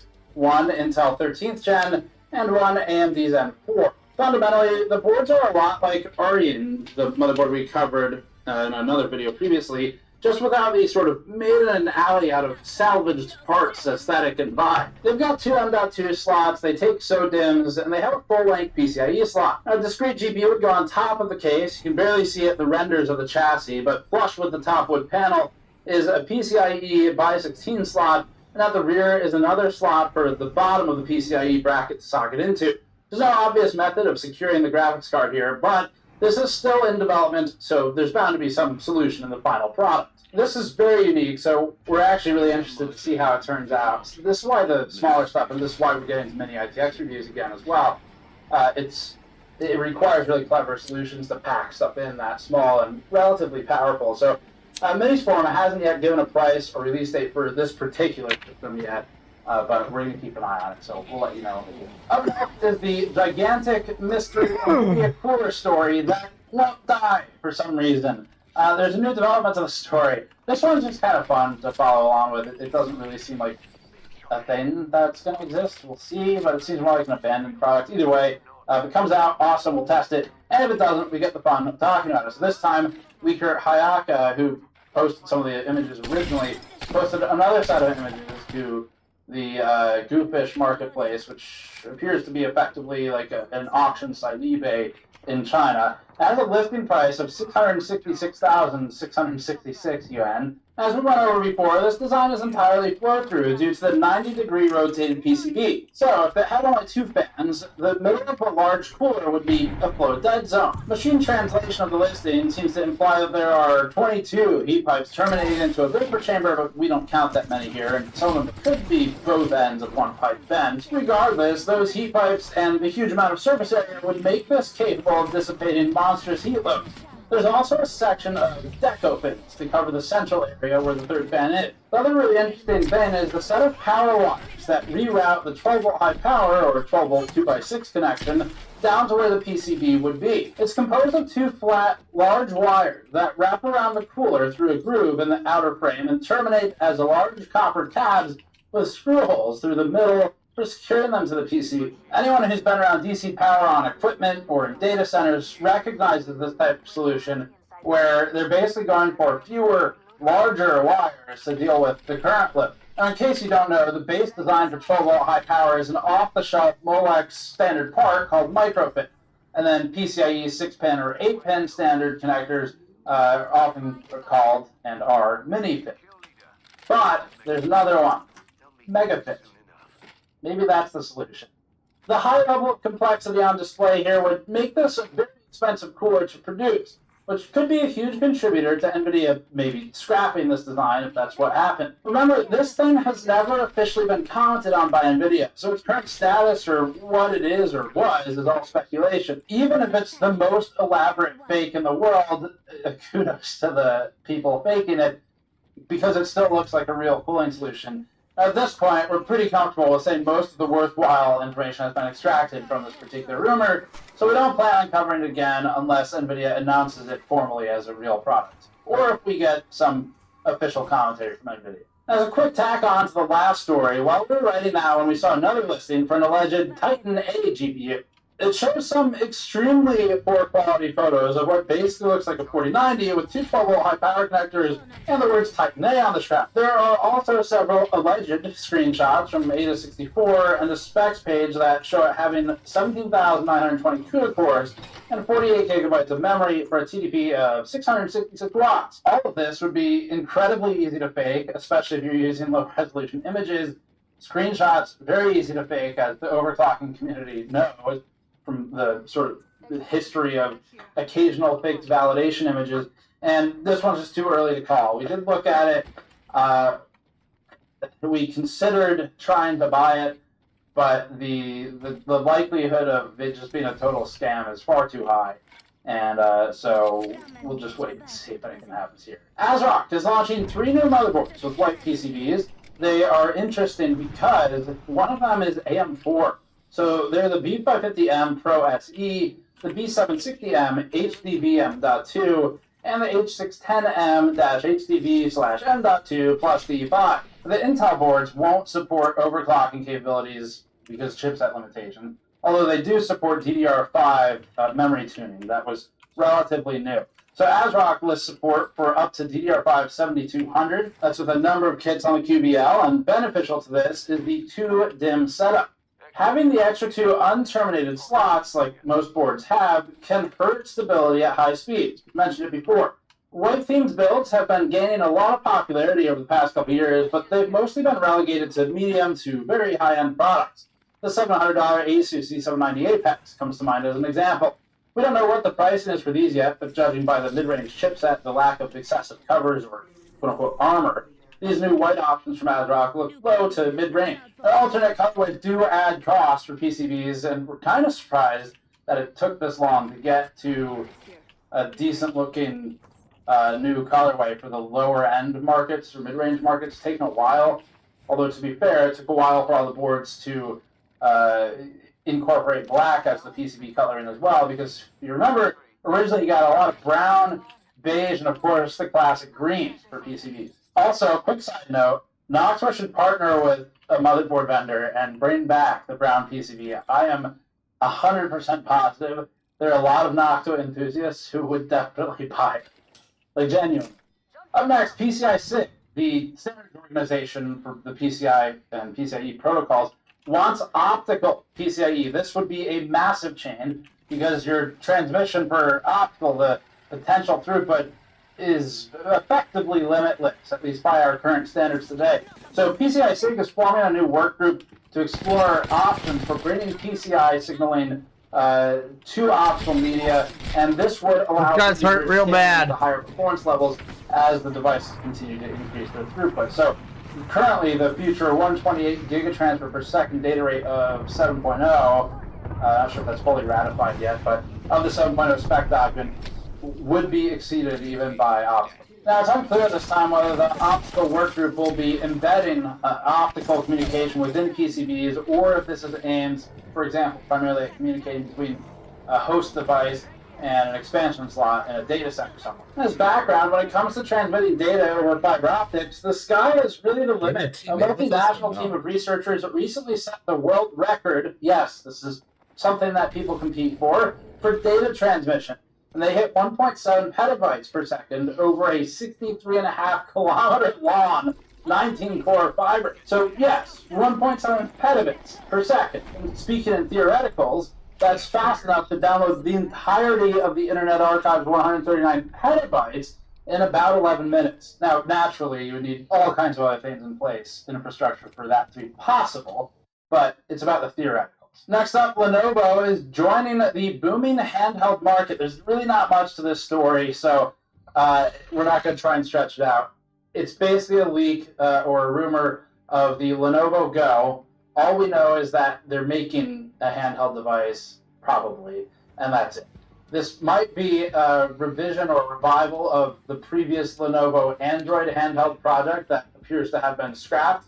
Maybe they're moving in a direction to compete more with the Ally and the Steam Deck instead, which would be great. Either way, the handheld gaming market has really been blowing up lately. It's awesome to see because there's a lot that can be done in this market. You can completely change the chassis design between the different devices and have actual meaningful change where not only does, from a design viewpoint, does the company have to tackle engineering challenges like thermal in a small enclosure, but they also have to keep it ergonomic and actually usable because it's you're holding the device that has the thermal and the power problem. So really cool stuff. We're excited to work on more of these, and apparently Lenovo will be joining the arena. So that's it for this hardware news. Thanks for watching. As always, subscribe for more. Go to store.gamers.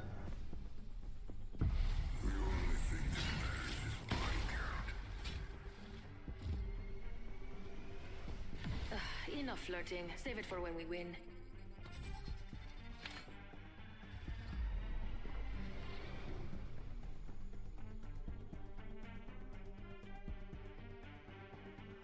Now romp with me. I'm ready for a match. Oh, that's because you're on history, you fucking idiot. This is your champion.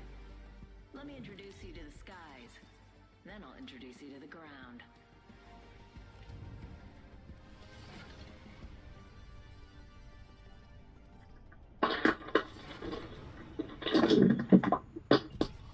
You know what? Why did you take it off? I gotta admit, I'm managing. Alpha November comes in with an excellent question. He says, UPC have a Gen 3 Kingston NV1. Is it bad? Question mark. Only for gaming, browsing, and Photoshop. Is there a real benefit for Gen 4 buy? buy Windows 10 Professional for $15, activate instantly online with Microsoft, and keep it forever. Don't pay full price. Get the best deal from our sponsor, URCD Keys, using our link in the video description below. Full details on how this amazing deal works at the end of the video. That is an interesting question because cheap budget drives are better than some of the premium drives from many years ago. However, there are exceptions, depending on if it is QLC or DRAM-less or just bad in general. That particular drive is what we call a budget drive. It is not a terrible drive, but it is not an epic drive either. I have pulled up the review from Tech Power here. The Kingston NV1 review, slow but affordable. Well, it's definitely faster than a hard drive. However, it is definitely not as fast as some of the more modern drives. So his question was about Gen 4, Gen 5 versus Gen 3. But the gen of the drive doesn't mean as much as a lot of people think. There are some Gen 4 drives that are actually slower than Gen 3 drives.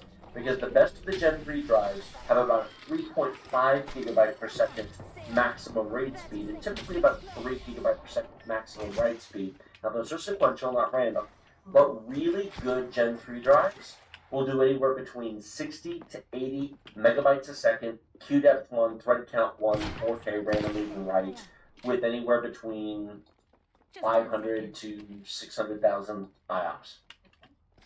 Some of the cheap budget Gen 4 drives that now exist won't even do those numbers. They're QLC drives, they have limited numbers of NAND channels, they have slow controllers with no DRAM buffers. I have seen some Gen 4 drives that struggle to do 3 gigabytes a second, that are slower in random IOPS than Gen 3 drives, because the Gen is just the interconnection speed on the motherboard to your PCI Express bus. It has nothing to do with how good the chips are, how good the drive is. You can put the crappiest, cheapest junk chips onto a Gen 4 interface and say, it's a Gen 4 drive, look how awesome I am. It's marketing. Those garbage drives exist so that pre-built computer companies, so Dell can advertise Gen 4 NVMe while using garbage. It is a thing. And so the real question is, what is a good quality drive? A proper Gen 4 drive. The first gen of Gen 4 drives are 5 gigabyte per second, but the second gen and later on the more recent ones are 7 gigabyte per second. If you're not getting 7 gigs a second sequential, what's the point of Gen 4 drive? Possibly on Gen 3. And in terms of random performance, you hopefully should be close to about 80 to 100 megabytes a second in random performance with 800,000 to 1 million IOPS. You're looking at a Samsung 980 Pro or 990 Pro, a SK Hynix P41 Platinum. You're looking at a Western Digital SN850X. You're looking at a Team Group MP44. You're looking at whatever they would look any further than that, because it's really numbers. The price of these things has come down so much, why bother?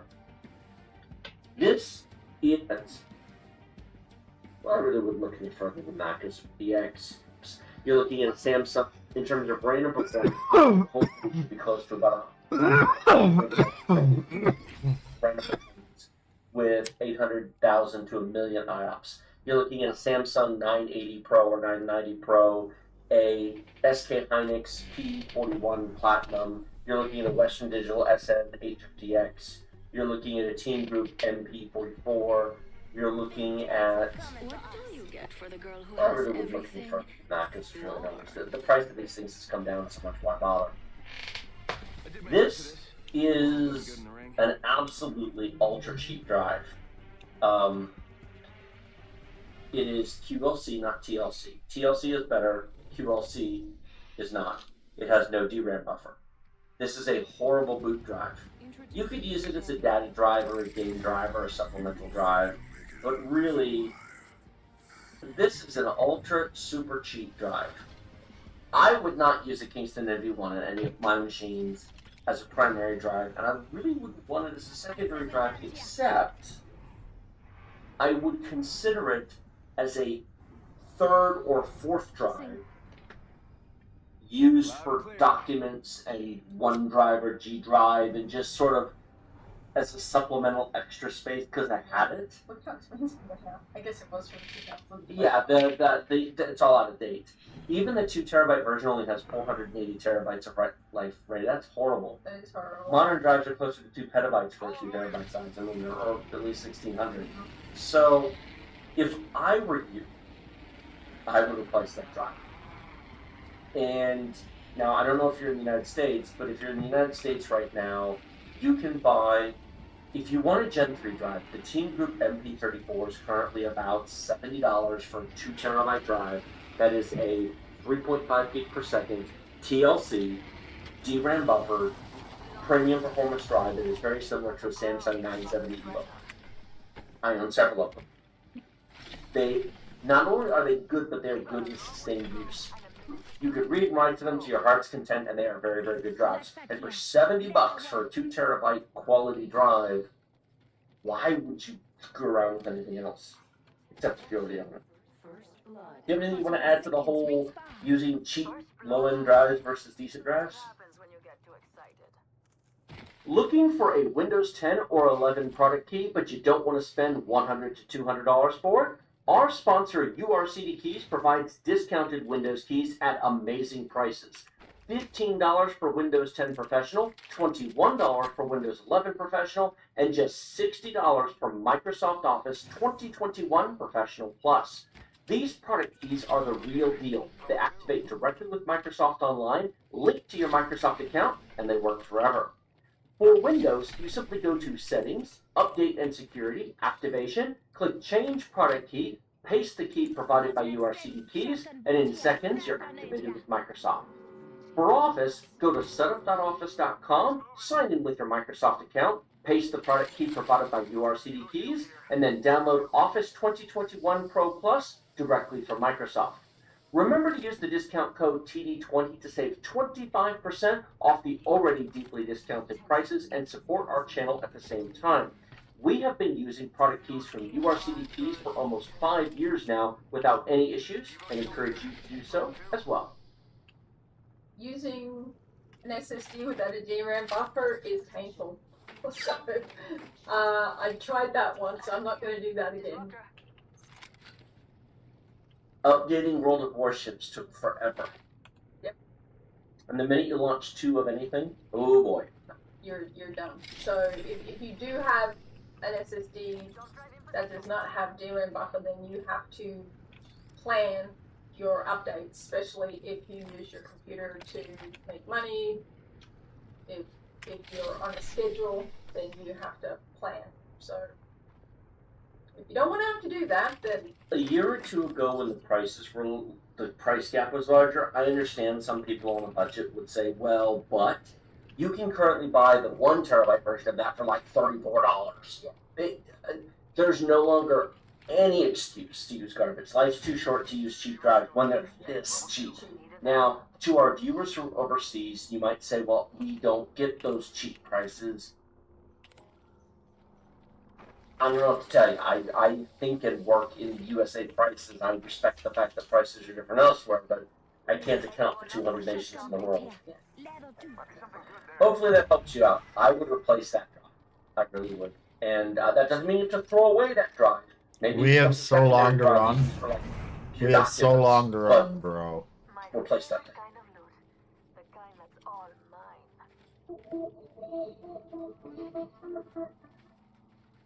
You guys are already dead. What are you doing? Oh my god.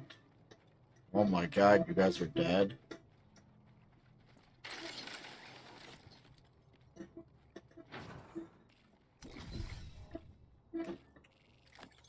AMD has the coolest stuff that you can't have. Sony's gonna give you stuff that you can't have if you have good internet. Giving you the other stuff that you can't have just yet either, but I'm really excited about it, but also might be a little thing. I don't know, let's talk about it. Woo! Let's get it hot. Is everybody hungry breakfast? We're going to be going over the hottest sectors I can find on the internet while you enjoy your breakfast. This Friday, August 11, 2023. Today's the day, Reese. Do you know what we're doing over on our Twitch stream today? I do. Ooh, you want to tell the people? Guys, eating subs. It's 14 Friday, but more talking about the fact that we're giving away the Micro Center sponsored i9-13900K RTX 4090 Linus signed gaming PC that's up for giveaway. We're drawing the winner today at 3 p.m. Eastern. After subs. After we hit the subs. You can tell what Reese has on his mind right now. But if you want to come join us over on the Twitch channel, we'd love to have you there. Up top is the the winner. Then we'll have another PC that will offer up for giveaway after that. So excited to see you. And AMD's giving stuff away. They're giving away some pretty Starfield stuff. Now, this just goes in line with all of the beautiful accessories Starfield has been launching. Everything that Starfield has touched has looked phenomenal. The controller, wasn't there a mouse pad or something? Headset, they look so good. And the GPU and CPU that they're launching are no exceptions. That 7800X3D box, immaculate. That graphics card is perfect. Tell me that does not look incredible. I love it. And look at that front. You see some more pictures. Oh my word. The detail is stunning. I would pay extra money for this. I would. But you can't pay any money for it because it's a giveaway only product for QuickCon is where they have 500 units of these exclusive stuff. I wish they would not have more. It feels like that Cyberpunk 2080 Ti that NVIDIA had back in the day, which they also only gave away. Yeah. Man, these are gorgeous. Why are they gonna make them look that good? Why can't they just give us good look? I'm mad, but like also I like the Also, what is Bethesda on that they just came up with the right brand language for like actually implementing it into different products? I love it. Some lunar core aesthetic thing that they got, but it's literally everything it touches is gold. My heart's made of gold because it's sick. And if you bought a SanDisk Extreme SSD, your heart's also probably sinking because it turns out these things have been dying. They're not supposed to. As the name might indicate, they're extreme. Yeah, no, it's supposed to be so extreme. And so handle all, the top details. Turns out that there was a problem way back when Western Digital announced that they, yes, have to update the firmware on some of these extreme portable SSDs, which is something that you don't want your portable device failing because then all of your data is wiped out. Turns out there's a lot of well-known publications that bought these, updated the firmware, and are still having their data completely deleted. It's a rough situation. So several people, like over on The Verge, as well as other publications, especially on Reddit, reporting the fact that the extreme SSDs from SanDisk are dying, taking your data with it, and you better back things up. If you have one of these, we'll keep you updated if there's a new firmware update, but don't necessarily trust it to keep everything there for you. Let us know if you've experienced any SanDisk extreme failures. Have fun. That's like there was a game somebody posted in our Discord. I don't know what it is, but when you uninstall the game, the bug forced it to uninstall every file on that drive. So if you had it installed on your C drive, goodbye everything. People lost so much. Oh man, it was brutal. I can't remember the name of the game. It's not a super popular one here in the West, but it's an ouchie time. It's an ouchie time, and it's an ouchie time for my brain because Motorola announced their Think Phone. Think Phone. Okay, it doesn't actually do any thinking. It actually connects to a cloud that does all the thinking for it. So it works as a phone. Let me preface that. I'll let you explain. But Motorola partnered up with Microsoft so that it can connect to Windows 365 naturally. The cloud thing. Yeah. So when you plug it in USB-C, you get it hooked up to a monitor and all of that, you get a full Windows connection just off of a phone. So you uplink to the monitor by USB-C, which should be able to provide charging, and then that should theoretically be connected to the peripherals, or you could do wireless peripherals as well. And you have a full cloud PC hosted on the Motorola Think Phone. This is both weirdly cool, but dumb at the same time. Yeah, they show it working right there. It should just natively pop up into that. You have a Windows 365. The only thing that I have to question about this is, this is just Android. This should technically be supported on any other device. Maybe it's the USB-C, special software interface that they're using that makes it super simple to get it done. It's a neat implementation. This is way better than DeX. So one of those, yeah. My goodness, there's still cloud. Still cloud? I don't know how to feel about this one. Yeah, it's for their, enterprise customers. It's more business-oriented. The phone's only $699. Okay. That's not terrible. Obviously, the specs of the phone are a little weird. Also has a walkie-talkie button. Where you going, bro? So that's great. Push to talk on Teams with a little walkie-talkie button. Is Think Phone supposed to be like a play on ThinkPad or something? Well, because Motorola's on back with Nova.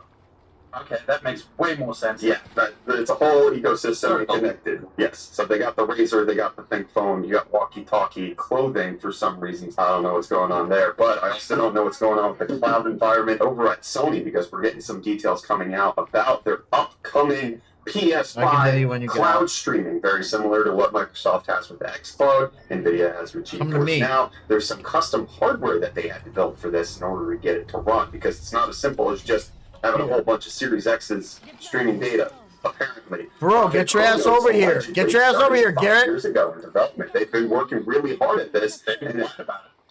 And they needed to have a special storage server design because of the SSD speed on the PlayStation 5 is too fast that they couldn't figure out a way to actually deliver it. So they came up with a network storage server, which is called I'm not 100% sure how to pronounce it, but allegedly it can read 5 gigabytes per second with less than 1 millisecond of latency, which is going to be necessary to deliver all those fast PS5 games. Some point it's going to be rolling out, not 100% clear, 28 servers across 15 different cities. might tie into the Project Q launch, the handheld that we're expecting to come out. I don't know if I want a cloud game. Project Q makes a bit more sense with this in the background. I hate it. I hate it. I don't like it. It makes more sense. Yeah. I want to play my PlayStation games in bed while my wife watches TV. I like it for that reason. Remote play makes more sense. The cloud streaming, I guess, taken away. But then it would have to have an LTE or 5G signal, and then you have to pay for the data, and then that then it's just a phone. Right, so just buy a Sony phone. It's a phone with extra steps. Oh man, and you know what's extra steps? Our transitions, but by golly, we love them. My bad. Go on. Sorry. Go on. I like that. Good for you. And good for you guys. We have deals today. Starting with the Cooler Master MWE Gold 850 watt power supply, going for only $69.99, making it $50 off. Cooler Master recently sent a Star Supply. It's not the same one. It's a 1100 watt SFX power supply by Titanium. Titanium, it's great. Pretty sure this is SFX and not SFXL, which is crazy. 1100 watts from that one. In a tiny little thing like that. Yeah, normally you have to go L for that. This doesn't take the L at all. Oh, that's FXW. You know what else is a W? This next deal resets for you. Which is the AMD Ryzen 7 5800X3D, which is currently going for only $269.99, making it $50 off register price. $269.99 for the 5800X3. It's $320 over a microsecond. Yeah, you lying? That has to be like a blockbuster deal. It's sold out already. It's not. Oh, it's temporarily out of stock, but you can back order it. Oh, B&H launched the back order. Gosh dang. Well, there you go. That's a good deal. And then next we have the Keychron K2 wireless keyboard, which is currently featuring blue switches in this listing, going for only $34.99, making it $35 off. That's brown. Listen to brown. What did I say? You said blue. Oh, the same color. You good. 800X3. It's $320 over Ryzen's in a tiny little thing like that. Yeah. Normally you have to go L for that. This doesn't take the L at all. Oh, that's FXW. You know what else is a W? This next deal resets for you. Which is the AMD Ryzen 7 5800X3D, which is currently going for only $269.99, making it $50 off register. $269.99 for the 5800X3. It's $320 over a microsecond. Yeah, you lying? That has to be like a blockbuster deal. It's sold out already. It's not. Oh, it's temporarily out of stock, but you can back order it. Oh, B&H launched the back order. Gosh dang. Well, there you go. That's a good deal. And then next we have the Keychron K2 wireless keyboard, which is currently featuring blue switches in this listing, going for only $34.99, making it $35 off. That's brown. Listen to brown. What did I say? You said blue. Oh, the same color. You need to get your eyes checked. I do. $35 though? Yeah. That's a good price. Wireless too. Can you plug it in? You can. Oh, lots of features. Cross wires. And then we have a special deal with our friends and channel sponsors Java. Today we're taking a look over at something from Critical Hit Computers with their The Legend V2 listing. This build features a Ryzen 5 5500 with 6 cores, 12 threads, an RTX 3060 12 gig graphics card. Oh, the normal one? Yes. Stop a lot of VRAM. 16 gigs I'll of be $500. With that. 16 gigs of DDR4 RAM, 500 gig Crucial P3 SSD, 500 watt EVGA power supply, all fit in a deep cool CK 560 white. CK 560 white. Oh my goodness. We're building in a deep cool white case on the PC that we're streaming today. And thanks once again to our friends and channel sponsors Java for letting us have a look at this. And with that, the deals are done. You can find these and more listed in the video description down below. But until next time, I'm going to hand you back to Brett for the rest of your hunt. I'm cranky, no big deal. Everything's fine. The bear settled down, my little guy. You know what you couldn't do with those deals, Reese? You couldn't put them as links and descriptions on YouTube Shorts no more. They're getting rid of links on the comments and descriptions of YouTube Shorts due to spam. By August 31st, it's all gone. Now, the only caveat here is this is how nearly every other Shorts platform works. Instagram Reels doesn't allow you to link out. TikTok doesn't allow you to link out anywhere besides their actual profile. And it looks like YouTube's going to be implementing something very similar. They say it's because of misleading clicks, bad situations going on. I saw an interaction with the YouTube liaison over on Twitter, and he was mentioning that the reason they got rid of description links too was because they found that incidence of spam is just as high as comment links. And so they found that it's just better for the safety of the platform. Overall, if they get rid of all of that, however, they are adding a link page on mobile near where you subscribe. It's like all custom links. You know how it's on desktop? Yeah, it's just that little... Yeah, they're kind of rolling out a new way of doing that on YouTube, but it's very similar to how TikTok does it, where it's basically a link tree built in. It's the general idea. But one of the things that they announced, which I'm super excited for as a guy who makes a lot of shorts. I don't know if you noticed, but you can link out shorts to full-length YouTube videos starting in September as a creator, which makes a lot of sense, especially if we boil down a full-length video into a short that goes viral. It helps us to grab traffic over there, but additionally, we can create custom content that can lead to, hot news and stuff like that. This is, I think, better for creators overall, and probably better for anybody who's interested in learning more or going into a deep dive on a topic, especially that you can't cover in 30 to 60 seconds. Yes. Makes sense. Yeah. You know what makes a little less sense, but also makes some sense, because if you view it through the framework of capitalist enterprises, Disney Plus raising their prices, but then also doing the thing that Netflix did, which is cracking down on password sharing, all of that. So it's your fault, Reese. I'm so mad. $3 price increase from $10.99 up to $13.99. Additionally, the Hulu ad-free plan is going from $14.99 to $17.99, and they're going to be actively exploring ways to address account sharing and the best options for paying subscribers to share their accounts with friends and family. The best way for that is for you to do nothing. That is the best way for the paying subscribers. That is what they want. They are handing out the third party coming in from behind up top. Anything different. Netflix said that's it.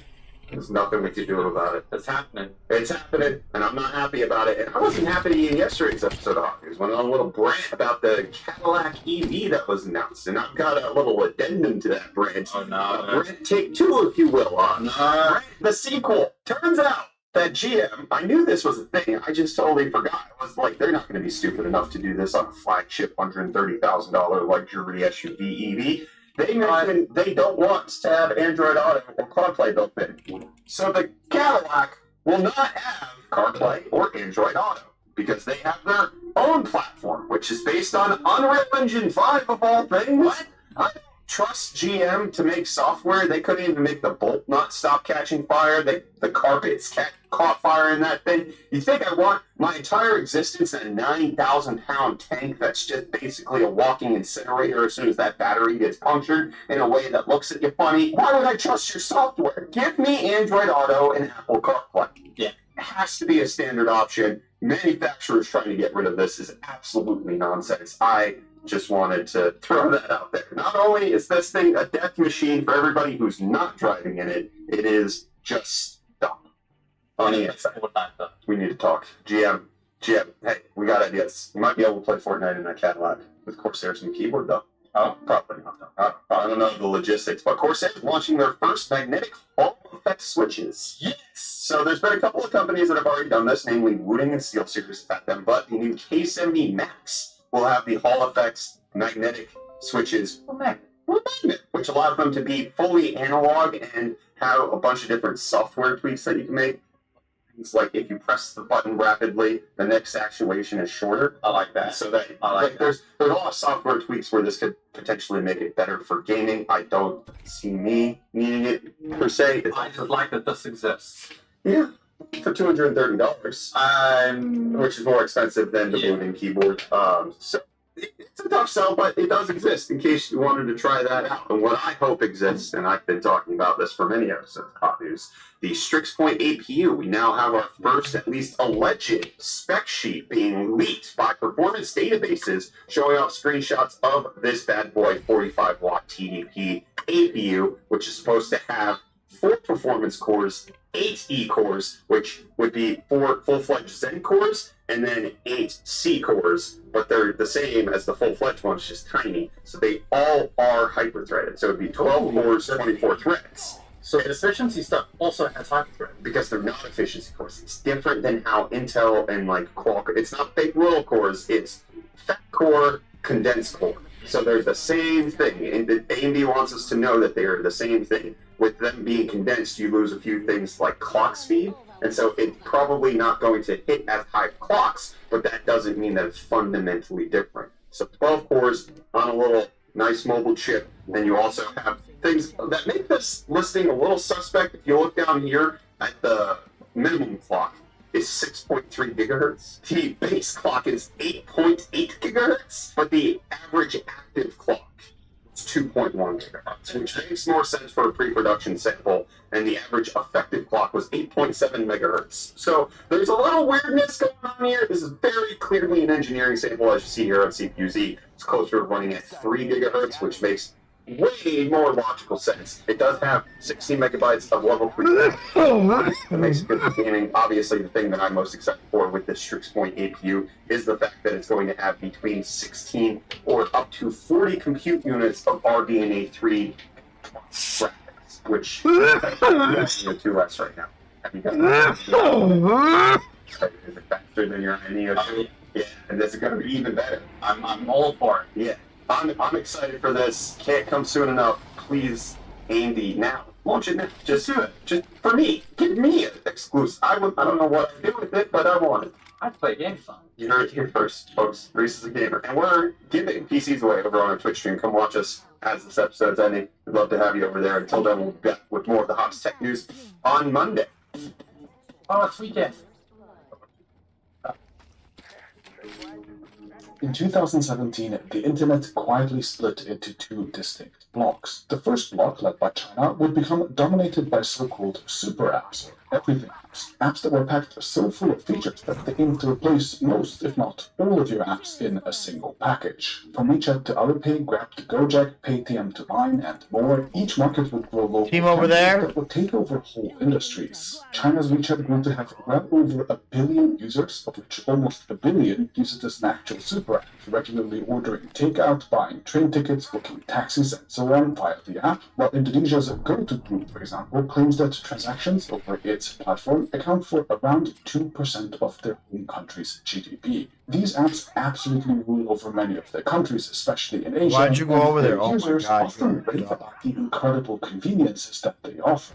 But meanwhile, in the second block, that includes Western countries and most of the rest of the world, the super app model just hasn't worked at all.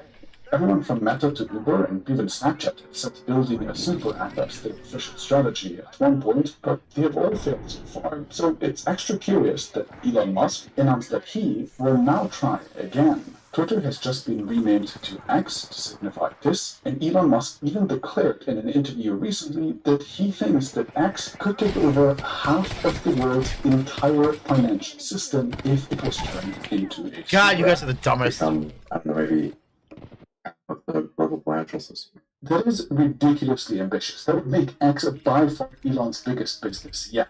So, why did super apps work in some countries? But you fucking go to a fight with two of you on 3 people, you dumb shit.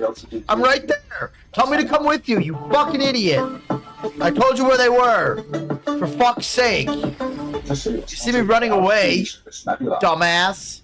In January, your fucking brain. Jack Ma, the founder of Alibaba and Alipay, declared that his company had been brutally attacked, calling it his Pearl Harbor moment. The aggressor shaping his empire to its core was WeChat, the leading Chinese messaging and social media app, which back then launched so-called digital red packets. In China, it is customary around Lunar New Year for people to give each other cash in little red paper packets. And WeChat, which had just launched a mobile wallet a few months earlier, figured out that it could digitize this process. Instead of paper packets with paper cash, people could message each other animated stickers that carried digital cash. 40 million red packets were sent just over the holidays alone, meaning that almost overnight, tens of millions of consumers activated their WeChat wallets and connected their bank accounts to them so they could withdraw their gifts or send new ones. This brilliant move meant that Jack Ma's Alipay, the dominant mobile wallet until then, suddenly got a serious competitor. And this new competitor then went off and started the super app age in China. WeChat had just successfully combined payments and instant messaging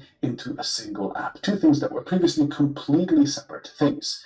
And since that match worked out great, they quickly asked themselves, why not add more? So they first built a bunch of things to pay for. These included letting people top up their phone bills, pay for utilities, buy rail and flight tickets, etc. right from the app. But then, in 2017, they made their really big move when they officially launched their so-called mini programs. These are basically third-party apps that users could download and open inside the WeChat app, and they were an incredible success right from the start. A simple game called Tiao Tiao apparently got over 400 million players in its first 3 days, and soon every organization that you can think of launched a mini program, from international brands like McDonald's to KFC, Sam's Club to Walmart, etc., to local companies, of course, and public transport agencies, etc. There are now at least 4.3 million mini programs on WeChat alone, which is more than the number of apps that are on Apple's or Google's app stores, and on WeChat alone, mini programs now get 928 million active users every month. That is almost every adult in China. A Chinese user could now theoretically live their entire online digital life only within WeChat. Of course, other apps like Alipay fought back and quickly replicated the WeChat super app model to the point where Jack Ma's Darling is arguably even more successful these days than WeChat is. Beside that, new domestic super apps like Meituan emerged to add to the competition, while a bunch of international companies replicated the model of the super apps abroad too.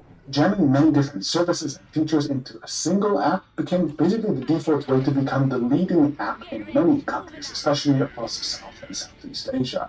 In fact, this model is so ubiquitous by now that companies like Alipay have whole software developer kits and step-by-step guides to let any company use their tech to build super apps, and companies like Ali Cloud have dedicated cloud service solutions tailor-made to hosting a super app for anyone who wants to build one. The tech itself is literally an off-the-shelf commodity by now, and yet in many countries around the world, super apps never really took off, and if anything, in the West it is quite common for an app maker to actually split off a feature into another app if it becomes successful, so it can be focused on. Facebook famously separated messaging out of its core social media app. Google at some point split its messaging and video calling features into 5 different apps, each with a slightly different set of features. Uber has long offered its ride-hailing and its food ordering services in 2 separate apps for users who want it, and the list goes on. Meanwhile, attempts at building a Western super app have failed.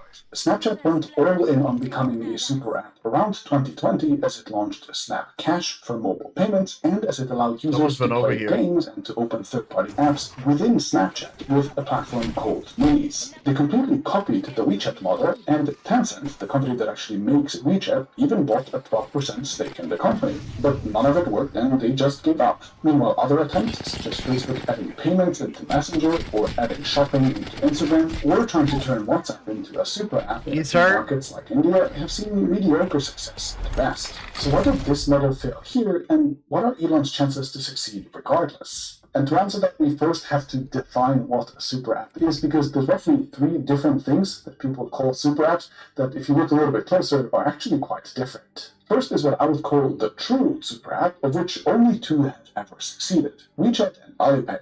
Only these 2 have a true, open, third-party ecosystem of downloadable mini-programs. Fun fact, these mini-programs, by the way, are really just optimized websites that open within the main app, of course, but they are pretty cool because as a user, you can often place orders and everything with them instantly right away without having to sign up for an account or add payment methods for anything, because those often get taken from the parent app. Anyway, the big 2 are the only true super apps by this definition, and I think the reason why nobody has successfully cloned them yet is because this model doesn't really make sense outside of China.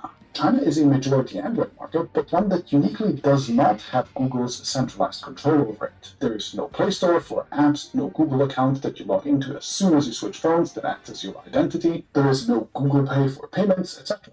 Instead, each phone brand puts whatever services and accounts they want onto their phones. This incredible vacuum left room for a centralized platform to exist that went across all phone brands in the country, and that platform ended up being WeChat and Alipay. These 2 apps were installed on everyone's phones already, so they evolved into acting like operating systems, taking the place of Google and Apple services. The rest of the world just doesn't have this problem, so I think replicating the whole App Store model outside of China, well, that's just going to be very unlikely.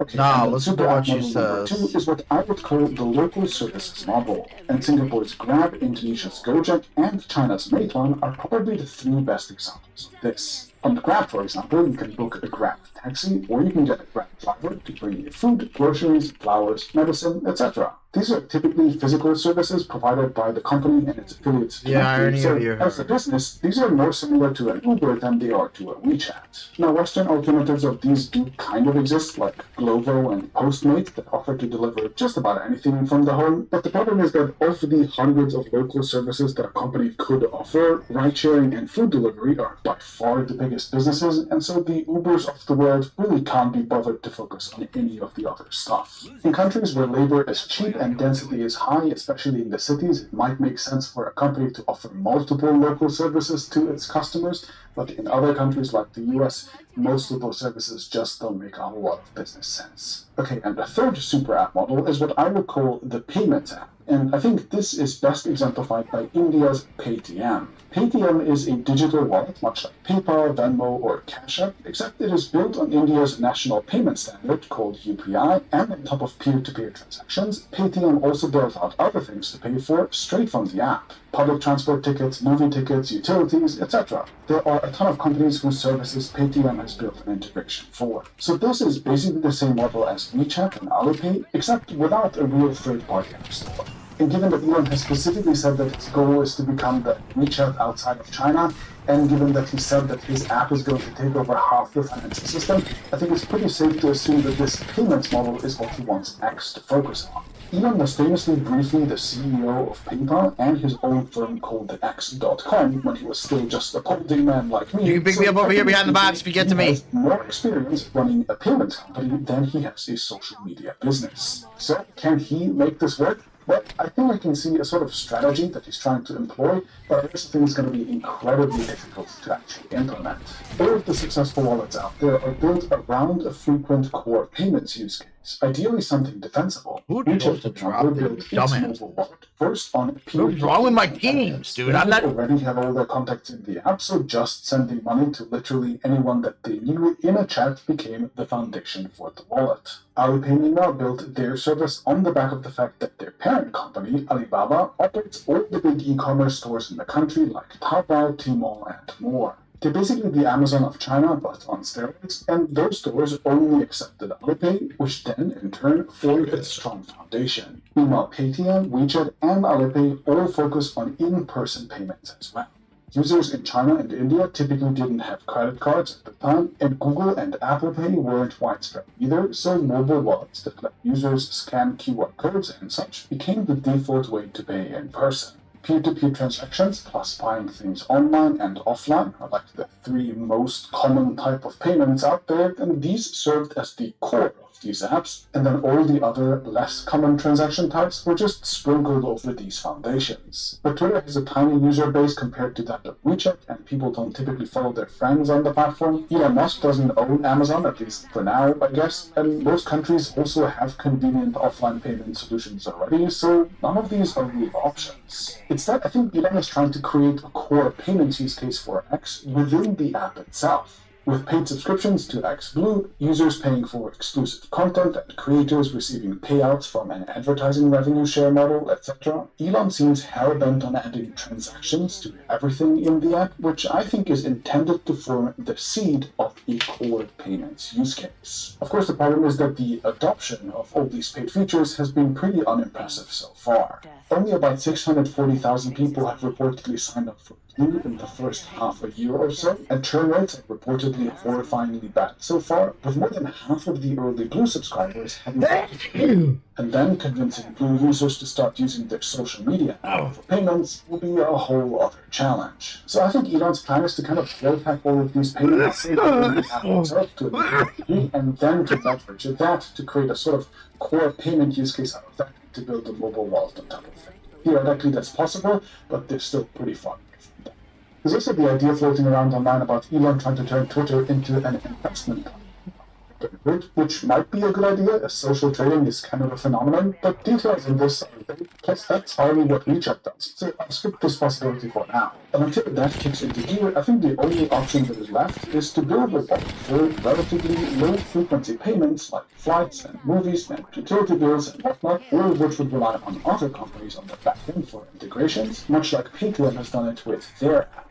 And I guess that could become convenient, but it's partly the reimagination of the entire financial system, and I'm not sure if it is worth... There's one here picking his buddy up. Attention. Because all the while, the core social media business of X is on fire. It has lost 50% of its advertising revenues, it is bleeding cash, and everyone... There's two different teams here. TikTok is cloning it, which has created the first direct competition that the app has had in a decade. Now, I don't think an app the size of Twitter will just disappear overnight, but diverting resources from this to building a payments app instead, well, that seems like a massive risk. X only has 1,300 employees. Hey, everyone just drops. I'm just leaving. Of the company, while Paytm, for example, has 15,000, focusing only on payments, only in a single country. Building out all the integrations and dealing with compliance and fraud and everything is a huge workload for any company, and I'm just not convinced that Twitter is in a position to just give away all these resources so that they can focus on that instead of the core business. I mean, while creating a bunch of payment features and kind of jamming them into the core social media app might actually make the social media app worse because of the whole bloat that this adds. Remember, Western consumers have historically shown a preference for focused apps, which only do a few things but do those really well, so these integrations risk annoying people who, just want to tweet. Now, I don't think a Western super app is inherently a bad idea, and maybe Elon Musk is even the person to do it, because he kind of warps reality around him, so many things can happen there. But I do think it is going to be an incredible challenge, and I'm just not convinced why Twitter has to be a part of this at all.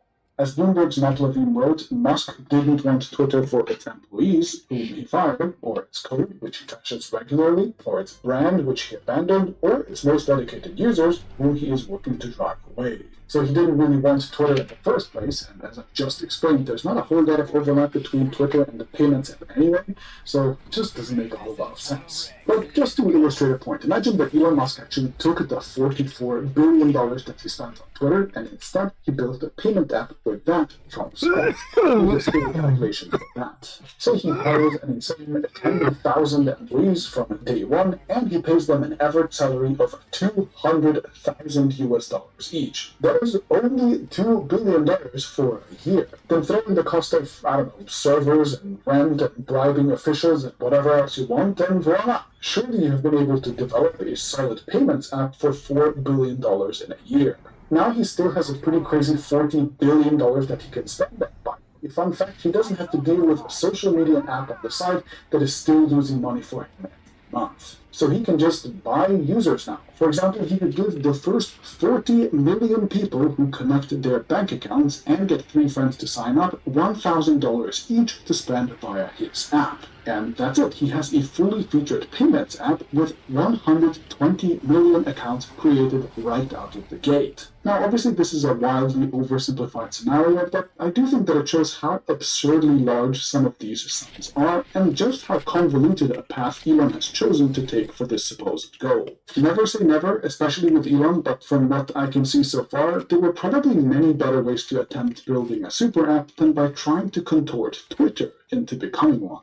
Anyway, while I do have my doubts, and I love watching people like Elon who are trying to build completely improbable things against all odds, and actually my favorite types of content are sort of like documentaries about people who are trying to do the unthinkable like this. And now, this is obviously on a different scale, but if you do enjoy these stories of struggle as much as I do, then I genuinely cannot recommend a series called Red Atoms enough. Red Atoms is a documentary series following the process of the Soviet Union struggling to build its nuclear program from scratch against a lot of adversity, and the storytelling and the production quality make this one of the best things that I've seen online in a long time. You can watch this series right now on Nebula. It is made by my fellow creators behind the Real Time History channel, and if you like thoughtful creators exploring how the world works in general, then Nebula as a whole will be a veritable goldmine for you. From originals like Wendover's Logistics of X series, which is pretty perfectly titled for this episode, I guess, to Becoming Human from Real Science, which illustrates the human evolution process in beautiful detail, the platform is full of exclusive gems. I have an 8-part Nebula original series called Technorama there as well, plus the platform features all of our regular videos ad-free and usually early access too. Nebula is like all your favorite educational creators, except with more content and with fewer distractions. And best of all, it is not funded by shady tracking or annoying ads or anything like that, but directly by people like like you who subscribe. Your subscriptions directly fund all the extra content that we can make.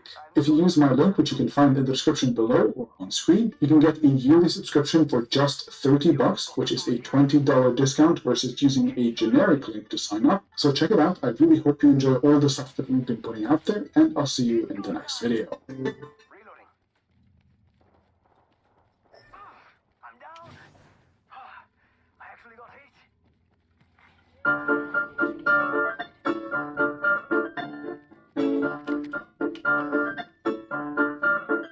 Hello, welcome back. Today is August 11th, and we're doing stories about AI and space and nonsense because it's the best day. It's Friday. And the best day, maybe, but you know who doesn't have the best AI? Google. But they're trying.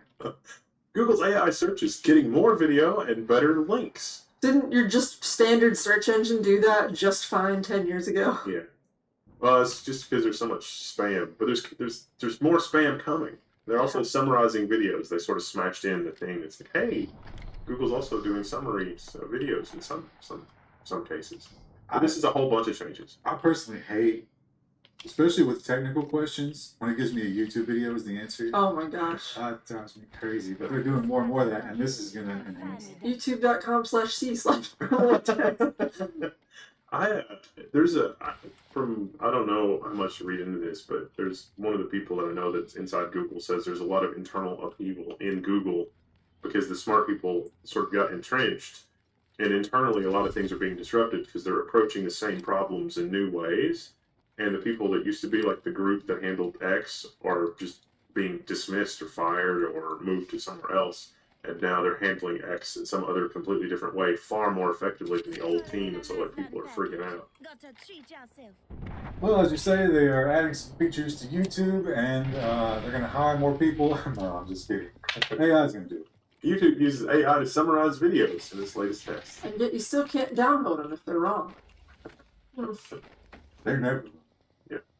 Oh, that used to be like a valid strategy. Like if you were looking up a solution to a problem, you could look at the dislike counter to see. Maybe 1 in 100 times that I've done a search, and it gives you the little timeline to tell you, like, I think the answer to what you're looking for is at this time index in the video. Like 1 in 10 times that has actually been exactly what I needed.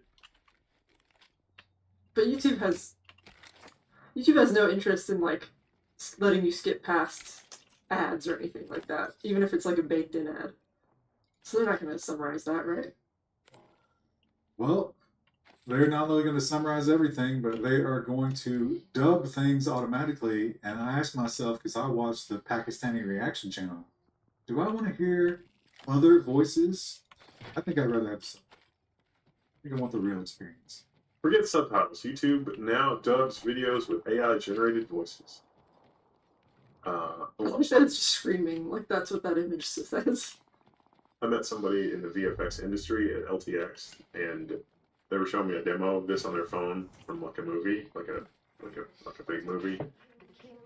Dub things automatically, and I asked myself, because I watched the Pakistani reaction channel, do I want to hear other voices? I think I'd rather have subtitles. I think I want the real experience. Forget subtitles. YouTube now dubs videos with AI-generated voices. I wish I was screaming. Like, that's what that image says. I met somebody in the VFX industry at LTX, and they were showing me a demo of this on their phone from like a movie, like a big movie. And the dubbing, they're now replacing the actor's lips with AI so that it matches, and it was incredible. Like, we pinched to zoom, and so it was just like on the whole phone screen. It was like, this is not, and they're like, no, we just put the thing, and it's like, no, this is work, but it's not an insane amount of work. You know, it looked very convincing. I bet that if one of those people said something that is considered not allowed, yeah, that it would just quietly redo it. Yeah.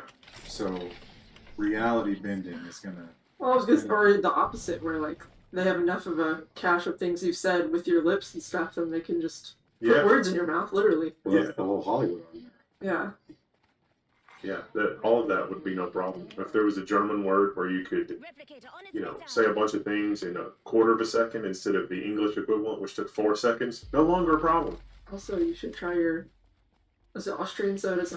How's the sugar going after you've eaten your bowl of chocolate? Oh yeah, do you feel like? Oh yeah, yeah. It's a. I mean, can't you tell I've perked up? What up? We're talking about like your allergy. Yeah, It's ability to. It's a little tingly, but it's not. It is fading, so I don't think I'm gonna have permanent damage. But so you're improving. Yeah. Oh yeah, I'm definitely improving. I want you to try your soda. Well, we haven't done an orange soda. I'm improving to the point that I've slacked off on my cardio very slightly. Plateau. It's tough. The plateau will get you. You know who's not improving? All the personal assistants from our past. Literally all of them. Google Assistants get an AI makeover. Speaking of teams inside Google that got violently disrupted. Yeah, it turns out that you look around and why is ChatGPT better than the original OG talking assistant? This is something criminal has happened here. Resting on their laurels. Yeah. They admit it. They are reorganizing the teams. They're getting rid of the Dino Babies is what they're doing. Except in this case, the Dino Babies are 35. Yeah. They know where the bodies are buried. That's your IT wizard. And we have several of these floating around out there these days, but now Meta is throwing theirs into the ring. Meta releases AudioCraft AI tool to create music from text. Well, it's about time, because YouTube is still flagging Incompetech as spam or malicious links in videos, because they want you to use their library, and that's not going to happen, Google. Kevin McLeod? Yeah. Really? Because he's on their library. Yeah, no, because if you link to, because you have to do the attribution thing, and it's like, oh, this is spam or deceptive links, and it's like, oh, they promised to whitelist it, but they haven't. I included links to, like, Kentucky State Forestry Department website on one of the blogs I did, and YouTube would not post it. Yeah. Because it was like, no, it's not safe. And it's a .gov. Yeah. So you can get 3 different models with this thing, one for music and some for just like cleaning up audio and stuff like that. Seems interesting, I guess. My favorite demo was they took classical music and it's like reimagine this as like punk electronica, and it was actually pretty good. Astric only listens to Weird Al. Yeah. His opinion on music doesn't matter. He's the that might be good. Just as an asterisk. I could recognize the original, like Claire de Lune or Moonlight Sonata in whatever it produced, and was like, oh, that's recognizable. Well, I bet you couldn't get one Cardi B track. No, not a chance. Tragic. Well, Meta is trying to get us all to use its AI instead of ChatGPT, and they've realized it's like, well, with our user base, we're going to have a gimmick, and this is going to be the gimmick. Meta is reportedly planning an Abe Lincoln chatbot as part of a public AI push. Who asked?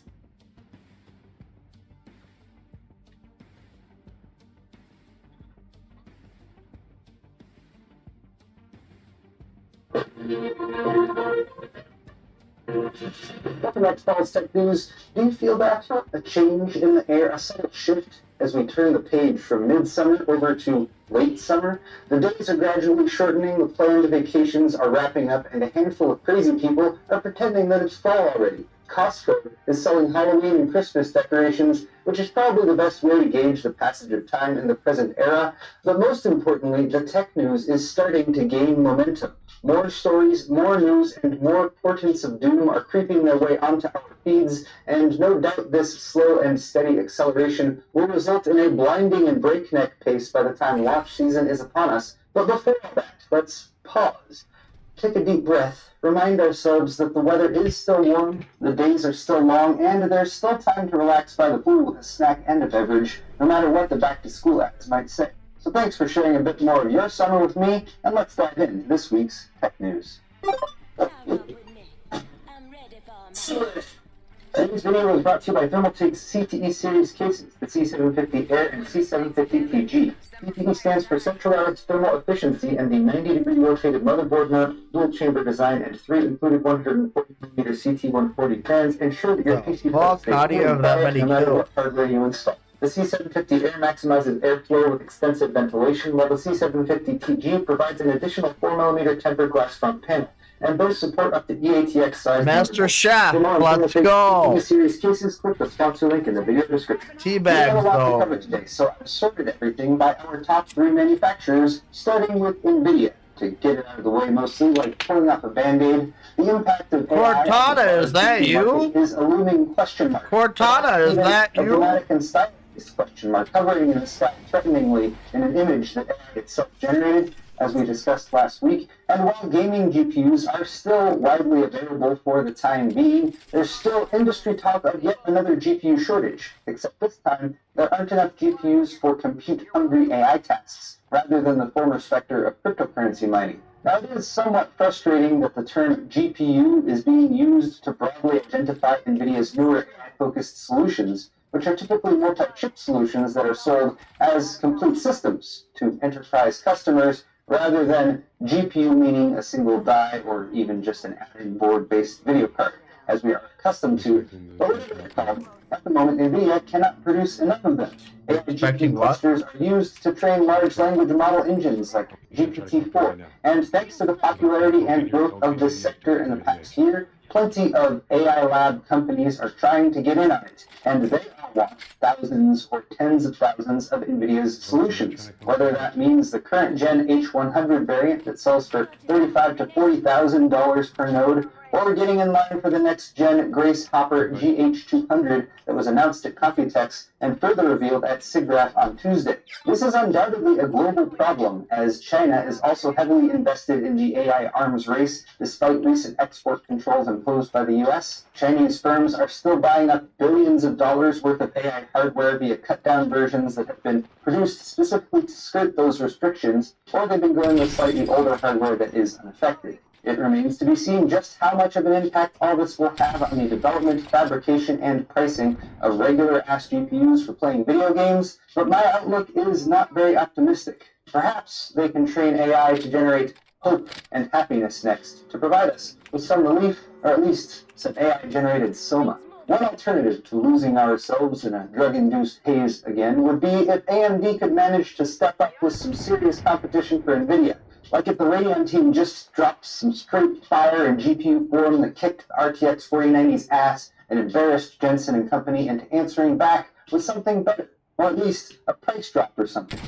And no, they're not going to do that. AMD won't compete with NVIDIA at the high end. At least so says fairly reliable Twitter leaker Kepler, because who wants to compete for GPU market share in 2023 anyway? Pretty soon AMD and NVIDIA will just be AI hardware companies, so the Radeon crew apparently just said, fuck it, let's just take the L and continue to focus on the mid-range and low-end market, where real PC gamers who don't have a trust fund actually buy. You know, the market range where AMD has launched precisely one card, the RX 7600 back in May, which was either grossly overpriced or horrifically underpowered, depending on who you ask. So perhaps the time has come for AMD not to compete with NVIDIA for the best GPUs. They can't do that, as they've established, but to offer some current-gen GPUs that at least compete in the mid-range, where NVIDIA's RTX 4060, 4060 Ti, and 4070 have been thoroughly lambasted due to, get in the sky and go. Offering poor performance per dollar and mediocre uplift versus previous generations. Last week, Power Color leaked the RX 7800 XT at Double Edition, and this week we have another entry that we were expecting. The RX 7700 XT, which was spotted in an EEC listing from board partner Hasbro. The product names seem to confirm that the 7700 XT will feature a 12GB GDDR6 memory configuration on a 192-bit bus. And yes, the 7800 XT is also listed with the 16GB VRAM setup, as discussed last week. These currently rumored video cards are expected to launch this quarter, as in Q3 2023, which means August or September, meaning launch season might indeed be kicking off soon. So I guess I'd better dust off the old test bed and get ready for some late nights of benchmarking and the goody delirium that comes with it. Shouldn't drink so much while that's the one on the right side, but this dude's fucked up in the right. Launching alongside new Radeon GPUs is an answer to NVIDIA's DLSS frame generation, which is a cool technology, albeit not as... Oh yeah, that was why. I'm sure that was why. Not your 108 Master Chief. Come on now. Aside from all that, AMD originally promised fluid motion frames, their name for what is essentially the same feature as the DLSS frame generation, back in November 2022, and not much has been disclosed since then. But now, if YouTuber Moore's Law is dead is to be believed, they are planning to release fluid motion frames as a component of FSR3 when the new video cards come out, which again should be by the end of September, assuming that we can believe what we read on the internet. The question will then be, is it functionally equivalent to DLSS frame generation, or does it suck somehow, or perhaps it will be an unclear and murky answer that requires some explanation and nuance to communicate it, so the internet can just settle into opposing factions that argue with each other ad nauseum. Hopefully. Something you wouldn't hope for is yet another security vulnerability in your tried and true AMD Zen 3 or Zen 4 based CPU, and yet, here we are. The latest vulnerability revealed Tuesday is called Inception, which just goes to show you how easily you can give your security exploit a cool name, because security exploits don't obey copyright laws. This once again takes advantage of speculative branch prediction, allowing an attacker to obtain data from anywhere in the computer's memory, but AMD has Agiso microcode updates in the works, and they said there are no examples of this exploit in the wild. It has only been demoed in security research environments, where they discovered that if you layer a speculative branch prediction within a speculative branch prediction within a speculative branch prediction, the little spinning top will stay spinning forever. But if it falls over, it means you've been hacked. Speaking of security flaws and things falling down, Intel has that too, and theirs is called Downfall, which again, as the name is very dramatic and catchy. If only monitor names could also be this cool. Intel's Downfall, which even has its own little mascot logo thing, also leverages security and speculative execution pipeline, and the bad news here is that there are a lot of CPUs affected. Basically, any processors that used Skylake through Tiger Lake architecture. That's 6th Gen Skylake from 2015, all the way through 11th Gen Tiger Lake from 2020, including 11th Gen Rocket Lake desktop CPUs. This can be patched via microcode revisions, thankfully, so keep an eye out for BIOS updates if you're affected, but early reports indicate that some CPU tasks get hit with a 25 to 50% performance loss when the mitigations are in place. Further testing seems warranted to see how much performance loss we're talking about here, but if you'd like to check on your CPU, there's a full list of affected models from Intel linked in the description. And man, oh man, this is a long list. But some do say not. Speaking of Intel software, I and many others in the tech community have lauded Intel for their regular Arc GPU driver updates, which have fixed many bugs and improved frame rates in many games. But that all ends today. Intel has betrayed us all by adding telemetry data gathering to their most recent driver package. How dare they track our PC-based activity? I don't even want to look at my own browser history without some concentrated iLeech on hand, let alone the activity of countless Intel Arc users. And to be fair, Tech Power kind of jumped the gun on this story, as Intel is only collecting info on an opt-in basis, which you'll be prompted for during driver installation. So it's not as egregious as it initially seemed. So it's frustrating that this sort of feature is even included with a graphics card driver. It's just there to provide Intel with marketing data, effectively. And at least it's not being turned on without your consent. Intel could turn us all on, though. It would definitely be consensual. Would be if they dropped a banger of an entry-level GPU for us to recommend to all our friends who want to get into PC gaming but has $1,000 for GPU. And perhaps that GPU is the Intel Arc A580, the Arc 5 GPU that showed up on many an info deck slide, but never seemed quite ready for. GPU is the Intel Arc A580, the Arc 5 GPU that showed up on many an info deck slide, but never seemed quite ready for wider launch. Given that the big brother was sold for as little as $200, and the diminutive Arc A380 goes for $120, an 8GB A580 slipping in at, let's say, around $150 would be a welcome sight, especially if it can make $300 range GPUs like the RX 7600 or the RTX 4060 look silly by comparison. There has been no formal announcement or launch date revealed by Intel, but an intriguing, albeit highly dubious, AliExpress listing said that they had 20 plus units of these for sale at the silly high price of $336. A few benchmarks have also leaked out this week, with the most recent one being a Geekbench score for the A580 that puts it neck and neck with the RX 7600 and only about 6 to 7% behind the RTX 3060. Early benchmark leaks should be viewed with skepticism, of course, but perhaps the A580 will make choosing a budget GPU a bit more fun and interesting towards the end of this year. One last bit of Intel news, former AMD technical marketing manager Robert Halleck has now joined Intel, likely carrying with him armfuls of rolled-up engineering diagrams, reams of printouts containing highly sensitive software code, and at least a few treasured ATI Ruby dolls so they could be reverse engineered at his new digs. Jokes aside, though, Mr. Hollick did a great job at AMD and starred in quite a few technical yet layperson accessible videos doing deep dives on their technology. So we wish him well at Intel, and I am still hoping that the nickname I made for him catches on. It's Bobby Hacks. Here's to the next chapter, Bobby. We've discussed so much tech news already, but fear not. The tech briefs are still here. They're freshly laundered and ready to slip into. They feel oh so nice. But who wants a $30,000 TV? That's right, $30,000 is the price for LG's latest M3 OLED panel, which measures in at 97 inches, giggity, 4K of course, and even sports a 120 Hz refresh rate. Oh, and it's wireless, except it does still need a power cable, which is a headline feature, but it's honestly what I find to be the most useless thing about this particular TV. And I suppose streaming wirelessly from a phone is becoming a little bit more common, but for this panel, you use LG's proprietary Zero Connect technology, which uses a box for input connections from a cable box, a console, or a PC, and then it beams that to the TV, which can be up to 30 feet away. I wonder how the latency is with that sort of connection. Hopefully it has normal video inputs too for 30 large. But if you're a poor person, you can just opt for the 83-inch version for $8,000 or the cute little 77-inch one for $5,000. Then you too can watch westerns in your cement penthouse like this guy. Here's a PSA for anyone with one of these, a SanDisk portable SSD. Maybe you have one yourself, or maybe you bought one for your editor as a Christmas gift, and now they edit off it regularly. But the point is, they seem to have high failure rates. The SanDisk Extreme Pro and Extreme Portable apparently like to fail when being used by members of the tech media, too, leading to stories this week from Ars Technica, Petapixel, and The Verge, and more about catastrophic data losses and frustration. So if you have one of these drives, first you should check the article linked in the description to see if there's a firmware update available, and then you should back up any irreplaceable data that you have on said drive. Actually, maybe do the backup first, and make sure if you continue to use it, you have things in place just in case the drive decides to just call it quits. Okay.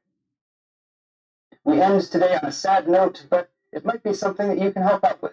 Hot on the heels of the tech community coming together to help support PC World's Brad Sharkus, another member of our group has been ousted from their home. Rick Smith, a creator and streamer who is also known as Enterprise, who I just met last week at LTX, and who has the chaotic evil version of Bad Seed Tech Brian's beard. Rick had a rude awakening Monday because his next-door neighbor's house collapsed, leading to him and his wife being kicked out of their home, which is always a nice side effect. It might be 1 to 2 months before they can return, so to help with the unexpected struggles, a GoFundMe has been set up, which is linked in this video's description. If you have some cash to spare and you want to help out an awesome creator, I know Rick and his wife and his cats will be grateful. Stay strong, Rick. We got your back. But they end this week. If you liked it, click that like button or leave me a comment. While you're down there, all the articles I talked about today are linked in the description if you're interested. And you can also check out my store at paulshardware.net for high-quality merchandise, t-shirts, hoodies, gear sets, and more. Subscribing to my channel is always a good call, too. Thanks again, everyone, and we'll see you next week.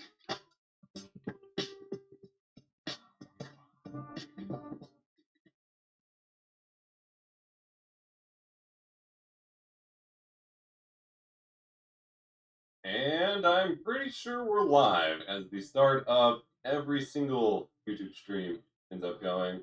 I'm going to fire off the Twitch stream and see if that breaks everything. I'm having some bandwidth issues today. My internet connection being a little funky. This is a pretty scuffed setup. We're going to make it work. Must be on the way in show timeline. You're not.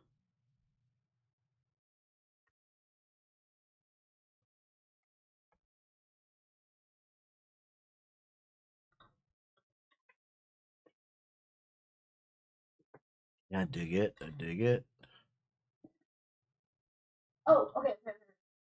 So it's like probably RE, and then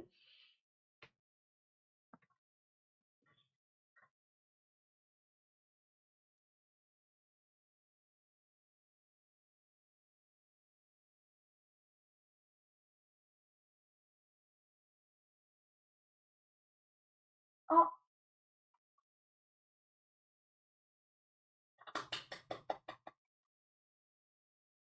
not bad. When you think of YouTuber-made movies, you no doubt think of extremely high-quality productions that stand the test of time, like Logan Paul's Airplane Mode, or the classics like Fine Bros F the Prom, and I absolutely need to mention the masterpiece Fred trilogy. Fred 1, 2, and 3 is the only cinematic marvel that can even potentially rival the Lord of the Rings trilogy. That's always a debate more heated than bone-in versus boneless wings. Which is better, the Fred trilogy or Lord of the Rings? Now, I'm going to drop the sarcasm for a moment. Everyone knows YouTuber movies are absolutely fucking horrendous, downright criminal. Basically a violation of the Geneva Convention being subject to a YouTuber movie. But what if I told you that two YouTubers just did the unthinkable, the impossible? They defied our very understanding of science as we know it. They delivered. They made a really good movie. Would you even believe me? You're probably thinking that I'm a lunatic that's taking crazy pills right now, even suggesting that a YouTube group could make a good film. But it's the truth. Danny and Michael Filippo of the very popular channel Raka Raka just made a horror film called Talk to Me, and it's actually good. I'm sure a lot of you are familiar with their work. They have a ton of huge videos, absolute bangers, like the whole Ronald McDonald saga. And one thing that they've been known for is extremely over-the-top violence and, like, really good action sequences, especially for being a YouTube channel. Their action goes hard. And I'm happy to say all of that talent that they've demonstrated over the many years they've been on YouTube translated to the big screen beautifully. It was really cool to see what they were able to do with a bigger budget. So I really wanted to do just a pseudo moist meter here on the film. Most of you know I love horror movies. Not because I think it's a strong genre with a lot of really good movies in it. In fact, quite the opposite. I love horror movies because there's almost never a single good thing about them. It is just a bunch of fucking schlock that is pumped through the worst ideas ever. I love horror movies because most of the time they are fun bad. There is a never-ending supply of trash being added to the horror dumpster, and all of it makes me giggle and spit up like a little baby and clap my hands because it's so fun bad. I can count every good horror movie I've ever seen on one hand. My left hand, I can count every single high-quality horror film I've ever watched. Until now. I'm happy to say Talk to Me now enters that very exclusive list, meaning I need two hands now in order to convey how many good horror movies I've ever seen in my life. So let's get into it. Now, the narrative revolves around this creepy ceramic hand and a group of kids who keep throwing parties using this hand as like a wacky event type deal. So, what you do is you light a candle, opening the door as they call it, and then someone grabs the hand, and while they're grabbing the hand, they say, "Talk to me." And then once they do that, they can communicate with people from the other side, trapped in a limbo. Basically, they can communicate with dead people. And they go a step forward where they invite the dead people into their body to communicate with everybody else and give everyone a bit of a spook and a scare. But they only go for about 90 seconds, and then they just take their hand, or well, like someone else in the party takes their hand and separates it from the ceramic one, and that breaks the connection. They blow out the candle, and the visitor is kicked out of the house. Fundamentally, that's how it works. So that's the whole concept.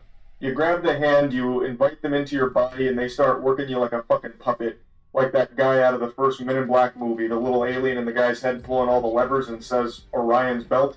That's fundamentally what happens in this film with the spirits. So, eventually, this concept expands, where they keep throwing these parties because they really like communicating with the dead. It becomes intoxicating to them. They really love having their fucking bodies piloted like a Gundam. And that leads to a lot of problems where that spirit doesn't want to leave, and the spirit's pretty aggressive because one of the core things they established that if you go longer than 90 seconds, the spirit gets a little rowdy and doesn't really want to get kicked out anymore. And what they really want to do is kill the host, because if they can kill the host, they get to keep them. So it then becomes a battle of them versus the spirit realm. And it's really well done. Now, conceptually, I don't think it's the most unique thing ever. I haven't exactly seen, like, the whole hand concept done or anything, but there's something very similar in a movie called Flatliners, where they get addicted to basically killing themselves and bringing themselves back to life, so they stay dead for, like, a really short period of time, so they can see into the afterlife for a little while. and then eventually that leads to the afterlife coming, out from the after and just into the life now. And that's very similar to how this movie works as well with the spirits. So I think conceptually it's not like the wildest thing. They're not trying to reinvent the horror movie wheel. They're just doing it better than most horror movies that have come before them. Hereditary is an example of what I think is probably the best modern horror movie ever made. And Hereditary completely changed how I perceive There'll be all horror sorts of shit movies. here. It went for a very unnerving, tension-building approach that never really lets off the creepiness until the very end. I still think the last 10 minutes of Hereditary is tragic with the direction that it goes, but everything up until then I think is just unlike any other horror movie I've ever seen. I don't feel that way about Talk to Me, but everything I see here is the best version of normal horror movie approaches. They take what most horror movies fail to do and succeed. It also really helps that the acting in here is very good. Horror is known for really campy, shitty, phoned-in acting, basically where good acting goes to die.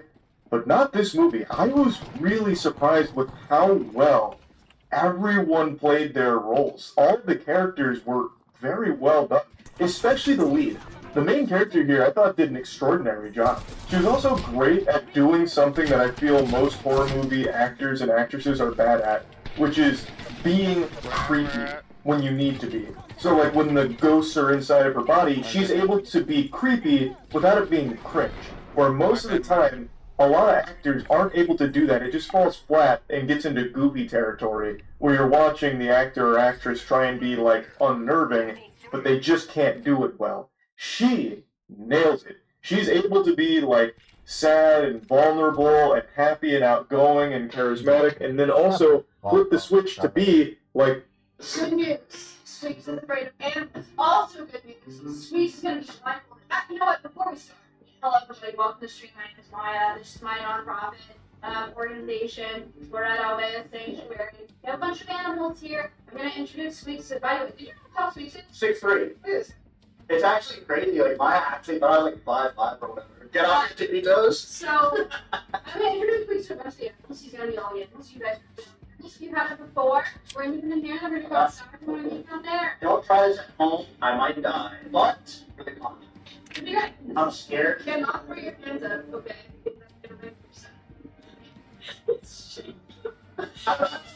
I'm not shaking. Are you ready? Yeah. What is it? I'm trying. In real life? What is this? It's so heavy and burning. I'm scared. What is it? Oh, it's a stuff. No, we're not going to do one. It's too stiff. I'm not scared. It's just that it would be unsafe for the animals. Squeaks is a Georgie. Georgie is Squeaks. He's an African bullfrog. It's the second largest frog species in the world. So African bullfrogs, an interesting fact about them is they see the world black and white until they age past 3 years old. And if you look at Georgie's hands, so we go to a close-up, Georgie actually has these hands through evolution to go through some of the rougher terrain. Isn't it crazy to think that I could talk like that and everyone would believe me and it would just be wrong? So this is Georgie. Oh, I'm ready. Yeah, right. All right. Okay.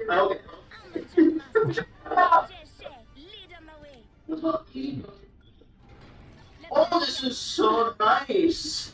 He's a creature. An intelligent fighter would land there. Now that I think about it, I think that's the worst injury I've gotten from any animal at Alvea since from George. Wait to know.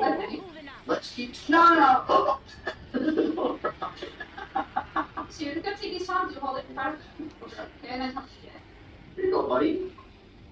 Oh, he's gonna. Oh. Yeah. Oh my god. First shot. Shot. That was amazing. Yeah, let's blow the leaves, so. Toast. Toast. It seems toast. So you're gonna take these tongs. It's the worst injury I've gotten from any animal at Alvea since from George. Wait to know. Okay. Let's keep. No. Oh. So you're gonna take these tongs and hold it in front of you. Okay. And then Here you go, buddy. Oh, he's gonna. Oh. Yeah. I'm gonna take these tongs and hold it in front of you. And then Here you go, buddy. Oh, he's gonna. Oh. Yeah. Oh my god. First shot. Shot. Amazing. Yeah, let's blow the leaves, so. Toast. not toast, that's what It's toaster strudel. Here you go. Like, what's the video? Oh, just. Come on. What do you mean, shark? Don't say that. He's not gonna click. We just like little nail like shark. Oh, okay. He's looking at you. Did he bite? No. This is toast. He's a blue tongue steak. Squeeze is gonna go ahead and walk around his table with it without dropping him and give you a close up. Right? So he's called blue tongue steak because he's got a blue tongue. Thanks, buddy. One more time. What the fuck is wrong with this game? I'm poisonous.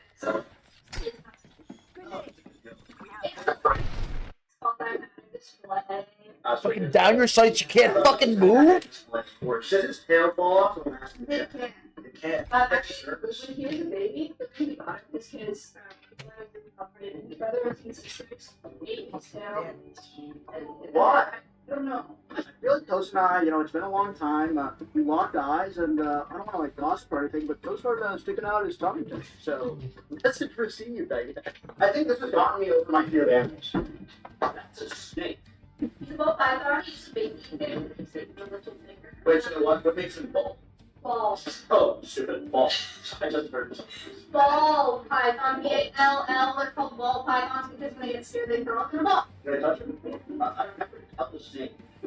Oh, they're scaly. No, I thought snake was slimy. Yeah. Where how do I hold them? Do I just get? Oh, let me just. Once again, I just put instructions. Sure. Hands up. Okay. And I'll just put them. Okay. Okay. Can you like not look at me? I feel like there's like one on reduction. Oh, awesome! My wrists are in danger. It's so nice. He's only got one eye. That's why he's scratchy. He was born with one eye. That's fucked up. It's not. No. I'm not sweating because of the animals. I'm sweating because of the humans. You're not gonna sue them. Only 20% of snake species are the ocean species of snake. Wow. So they're actively So it's like sick. relatively, you're 9 times more likely to get or than die. Yeah, unless you like have one wrapping around your head. Yes. I don't agree with generalizations, funny names, etc. It's like having a one-leg creature and calling it tyrant. It's like this. It's an. What is this? I don't like that I don't see it. Aww. Marty! It's a roly-poly. Marty is a zebra isopod. This is like the Mediterranean version of it. And they're very important because they're treated for. Oh, this is like gender. Yeah! I closed my baby up. What do you mean? This is going to be a bigger, scarier boss? Oh, oh, I'm good. What are you talking about? The economy? Barbara is a Madagascar sea cockroach. Just like the spawns breaks down organic materials attracted to decaying materials. Food, trash, whatever, because they're there to break down those things and make our soils healthy. So, getting cockroaches for being around is like getting out a firefighter for being at the site of a fire. Or not. They're just there to help. Wait, so I'm just going to hang out with Barbara? Yeah, what do you think? Okay, the more I know Barbara, the more I fuck with Barbara. For real, Barbara's one of my favorites. Yeah, Barbara's one of my favorites. And I was very scared. Yeah. I don't know why, but Barbara's won me over. You said that you had previously attempted to kill a cockroach in your apartment. Does that mean you were unsuccessful? How did that work? The cockroach did run away. I didn't see it. Oh, there's a fight going on. Oh, what the hell? I'm not. I didn't see it. It's still in my apartment. But after the South End trip, I'll celebrate it. I want to know the reviews on it. Sorry. She's in front of Amazon. Hello. Hello. Wait, that was awesome. She can laugh. It's funny. So, give it a Santa. He's happy birthday. That was a sound effect. It's saying birthday. Oh. Starts happy birthday. People are like, oh, so cool. And they're so fun. Yeah. Yes. But they also are super loud. They're super destructive. They can shoot your wood. Whoa. They can bite. easily understand. They can break fingers. Gonna do that? Defensively, or Yeah, absolutely. Awesome. Not like a shoe. But and they're really loud, and so they don't make it. A lot of people get pets and they're not like, oh my god, never mind. Yeah. And then they end up in rescues. Siren had some choice words for me, specifically Batman. But other than that, I thought Siren was pretty chill. Now that Maya's not here, it's not saying birthday. It's a sound. It's a sound. Mia. Mia's Mia. an African grey. Let's get the job done. Being species endangered because of the pet trade primarily. But pet trade, people think they want to be British pets, so they import a bunch of them, sell them as pets, and then people are like, oh my god, can't have this in my house. And then they end up in rescues. Anyway, this is Tico and Miley. Oh, they're best friends. They're our best friends that actually pair bonded. They're girls, they engaged. Oh, pair bonded means like they hook up. Yeah. Why don't you just say what you mean pair bonded? What you talking about? You're not science. See, they're just. I don't know how to say it. No, they're just together forever. Yeah. So, we're gonna get sweets. A pecan. Oh, I have a peanut. Just a fun fact. You not touch this? I can touch the pecan, not peanut. I'm just like, I don't know. Just go there. And you're gonna have a competition with Tico for how fast you can break that open. Oh, I have to break it open? Not with your teeth. 1, 2, 3, go. How do you break it? Can I put it on the floor and stomp on it? I cracked it. What's up now, Tico? Not loud. What's up now? Oh. So, Macaws. See, I'm telling you, it's not regulation. They're very strong beaks. I'm a pretty strong guy, so if I can't break something, I'm pretty sure that there's something wrong with the equipment. So I'm going to send my people over here to make sure everything was up to snuff and make sure nothing strange is going on in terms of the macaw. Chicken coop. It's Oliver. Hey Oliver, how's it going, man? Put your hand out like that. What? Why? Oh, that's so nice. This is so cool. Okay. Oh, I love this. I have very small wrists. It's like a trapeze. Okay. Alright, another one.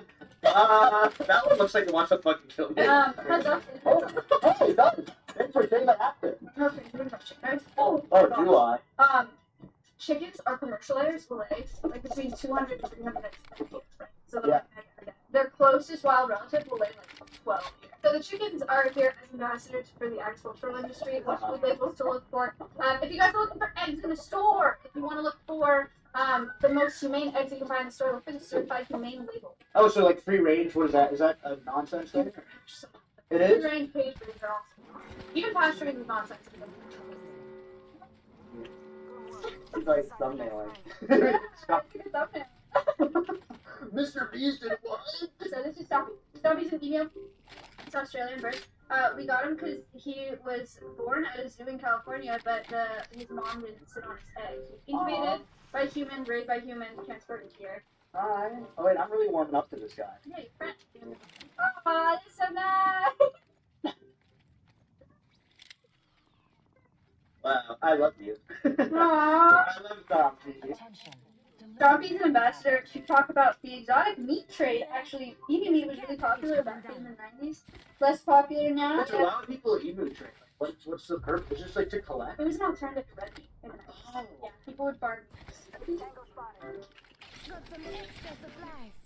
Wow. So your friends. I'm friends. Your friends. This is Sarah. I've had them for like 12 years. Here we go. Oh, the dismount. Oh my god. Wait, look, the emu and the horse come on. Zombie actually. Oh, that's so sweet. I think we can learn a thing or two from that. Wait, stop. Oh, this is not pleasant. Maya, so, some help here. Yeah. See.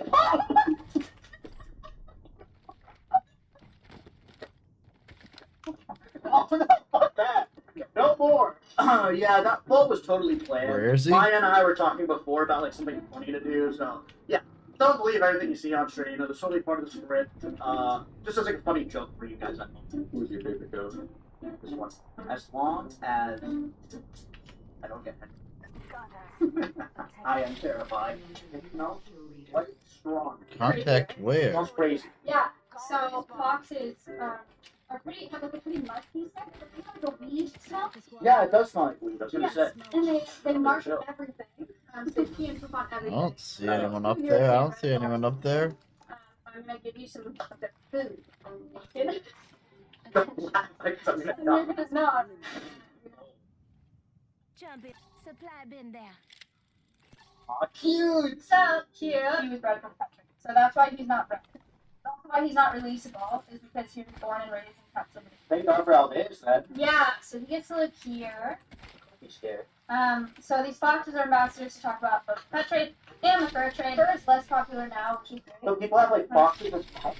Some people do, yeah. Why? For TikTok? They think, yeah, dude, they think they're cute. They're like, oh, it's cooler than a dog. Yeah. Reality is, one, they need to be outside, and then they mark everything like your house is.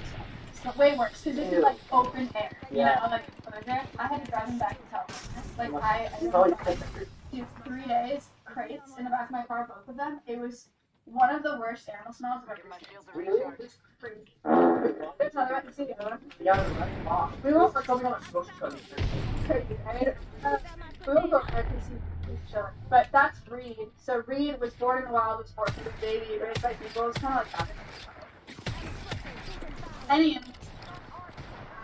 for them, it's either remain in captivity and we take care of the best we can and use some medications, less boxes, or the reunions. Look at that spider. What's going on? You wanna hold him? No. What are you talking about? Yeah! So this is an arachnid at the harvest end. It's not a spider, but it looks like a spider. Not a spider because it can't spin a web. But they like to live in colonies. They're friends. But yeah, he doesn't have mouth parts big enough to break your skin. Oh, he waved! He's waving! He's actually waving! Any final words? I enjoyed it. It's good work that everyone's doing. And thank you so much for inviting me. And I'm excited to come back eventually. In front of me are 127 USB devices, the theoretical limit that is supported by a standard PC. But USB has a dark secret. As it turns out, the real-world limit is actually much, much lower. I mean, the only way to find out what it is for sure is to just start plugging devices in, which, oh, well, I mean, I guess we just read the white paper on the architecture of the spec, but that would be far less interesting for the people watching on YouTube. So instead, we're just going to start plugging things in and see what happens. What do you do once you run out of ports? I mean, hubs, obviously, but can we just keep plugging in hub after hub after hub until we hit it? What is it?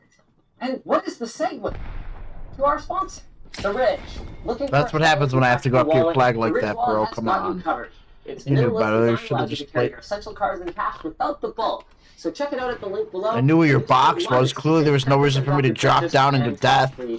Holy The first fuck. factor that limits how many USB devices you can connect to your computer is one you know quite well, and that's the number of ports on the front and back of your PC. But what you might not know is that most computers only have a single USB host controller, and all of those ports are going to share not only that controller, but that controller's bandwidth. So when you have a USB 5 gigabit per second port, it's 5 gigabit per second shared with all the other ports on the controller. Now, fortunately, hitting a bandwidth limit is pretty uncommon. Most peripherals, like mice or keyboards, use a negligible amount of bandwidth. However, you can run into odd behavior if you have, say, for example, a video capture device or a webcam. This was really common with early generation VR headsets, where the VR tracker sucked up so much bandwidth that users needed to install a second controller on an add-in card. Of course, our question today isn't how much bandwidth can we push through one of these controllers, it's how many devices can we connect to one. So let's move beyond the limits of our mere mortal rear I/O ports. I summon the hub! I haven't even plugged the hub in yet. I think we're already getting kind of weird behavior. Whoa. This mouse is crazy hot. Wait, heatedmouse.com. Oh, it's a feature. Alright. Simple unpowered hub. Now a mouse. Hey, there it is, Logitech gaming mouse. Aha, this is interesting. Every hub is actually 2 hubs. We've got a USB 2 hub and a USB 3 hub. And depending on what kind of devices we plug in, they'll show up on your iPad. Hubs like this one are an integral part of the various USB specifications. They handle all the communication between devices that are plugged into them and the host systems that they're plugged into, as well as handling bandwidth sharing. The hub will tell the system, hey, I'm a hub, and the system adds that hub's address to the path of any devices that are plugged in down the chain. When multiple hubs are used, multiple addresses are added to the path. So if hub A, for example, is plugged into port 4 of the host, hub B is plugged into port 2 of hub A, and then a mouse is plugged into port 1 of hub B, the address might read something like 0421, where 0 is the address of the controller's root hub. Powered or unpowered, it doesn't change the addressing system. However, according to the USB spec, a hub that is powered entirely by the port that it's plugged into, like this one, cannot allow this sort of daisy chaining. According to the spec, anyway. As we are about to see, however, that is not the case here. Right? Look at this. But why, though? Because unpowered hubs are liars sometimes. Actually, not just sometimes. Most of the time. And if that shocks you, well, it shouldn't. Consider their predicament. According to the spec, only low-power devices, so devices that draw less than 100 milliamps, are supposed to be used on hubs that are powered by the port itself, and not by an external power brick. So, if people buy a spec-compliant unpowered hub, they're going to be in for a rude shock when many of their devices, I mean, even mice with too many RGB lights, won't work for some unclear reason. So as a result, manufacturers can either have mostly happy customers with out-of-spec products, or they can have USB implementer forum certification. Well, average Joe customer doesn't care about USB IF certification. They might not even know that they exist. Who's got those? They just want a hub that works with their devices. And it usually will. Draw too much current, and your USB controller will shut down the connection from the source. Hopefully before anything gets damaged. Should we try that? Why don't we plug the heated mouse into this thing? Working now, but what happens when we turn our heat to high? Oh wow, this is still working somehow. I need more power! How about this K95 keyboard? How is this still working? More brightness. That was max brightness. Let's plug into a USB 2 port. And...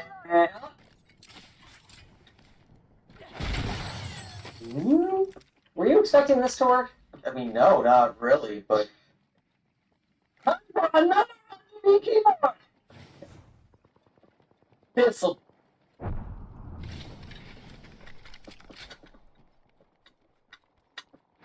I have one weapon now. Well, RGB keyboards and Going a back heated up to you. mouse. Do we have any bigger unpowered hubs? No, these are the 2 unpowered hubs that are fine. Most of our stuff seems to just be powered. And it's plugged into a USB 2 port, which means that it's pulling at most 2.5 watts, which is crazy that all that stuff just works okay. 2.5 watts. Overdrawing. What I suspect is that this motherboard is just like, I will deliver more than spec. Unbelievable. I can't believe they just allow more power draw so things function properly. This will do it. Heated mouse, RGB keyboard, and Stream Deck. No, it doesn't have the software! And I want it to light up full brightness. Oh, wait. Hold on. USB device not recognized! Last USB device you connected has malfunctioned. Yes! We've overwhelmed it! Wow, what the devil is that? She's real unhappy. I suspect if we plug this directly into the back of the PC, I have no idea where I even got shot from, bro. You pulled me to that fight for it would what? show up just fine. Elgato Stream Deck XL, there it is, everything working. They're on the roof up there. Great call out. Back out of here, and we plug it into our unpowered hub, and boom. Problem. Suck says, point is, there's a solution to that. Power USB hubs, like this one from Sabrent that does a whopping 16 devices. Now, something funky about these is that they are power mandatory hubs. Some are power optional. Remember that first one that I had over here? It actually has a barrel jack, so it can operate as a powered hub. This one, on the other hand, is like, no can do. Where's my cable? Zip, zilch, nada. But plug in a 90-watt charger. And hey, there we go. This is interesting. We'll talk about this later, all the different hubs that are present here. But first, let's see if we can get our Stream Deck and our heated mouse and our RGB keyboard running at the same time. Okay. Turn on those ports, of course. No problem! With these, I can greatly expand my USB connectivity. All I have to do is daisy chain my hubs together, which should give me pretty much unlimited hubbery. Except for one small problem. Too many USB hubs. A hub will not function when it's connected more than 5 hubs away from the root port. But this is only 3 hubs. Remember when we noticed that each of these 1 hubs was identifying as 5 hubs in software? Sort of? Okay. USB hub chips can have up to 7 downstream facing ports or DFPs. Most hub chips have only 4 DFPs. So, a manufacturer looking to make a big, tough USB bar that doubles as a self-defense weapon could achieve their desired number of ports by doing what anyone else would, by chaining them together. This particular model from Sabrent has 1 main chip with 4 DFPs that each branch off into 4 more chips with 4 more DFPs each. That gives us a total of 16 ports, each of which is deep. So, if we put 3 of these together, that's 6 hubs in a row. Of course, all of this hub into hub tomfoolery was just an excuse for me to talk about hub depth limitations. The real way to plug in as many devices as we can is to plug each of our hubs into the back of our PC. Now, we're only 2 hubs deep on every one of these ports, meaning we can start loading things up. I could use a couple of extra hands here, boys. Ooh. I'm actually going to turn these off, just so that I can do this. We're not going to be able to use USB thumb drives forever, though. Windows gets kind of fussy about how many drive levels we can assign, so I'm just going to do 1 hub worth of these. Can we start bringing over mice? Yeah, why don't we have a mouse hub, a USB thumb drive hub, and a keyboard hub? What do you guys think? Sound good? Yeah. We are up to 30 devices now, and I gotta say, good old USB, you know? We kind of take it for granted, you know? You just use it every day and don't think about it, but it is shockingly robust. Are you guys, what are you guys doing with the keyboards over there? We need to plug some in right now is what we need to do. Alright, hit me with some cables. Plug these 2 in. Better believe it. We've made it to 48 devices, all of which are showing up correctly, and while there is some weird behavior, I can't click sometimes, for example. Yep, that's, hold on, maybe a different mouse will click. No, how about this? No, that doesn't work. But, what about the Windows key? Oh, Control Shift Escape. Hello? Oh, yeah, but can bring up Task Manager, so that's good. Oh, F4, anything, buddy? Shoot. Okay, let's go just 1 keyboard and 1 mouse for a sec here. Why was I able to click on that one thing and not a different thing? This is so weird. Okay, yes! We're back! And come back on my TV. Okay. Excellent. May I have another hub? There is a point to this. We're on a different screen now, and I'll show you why this is important. Let me just get everything lit back up here first. 114 right now. We're at 172.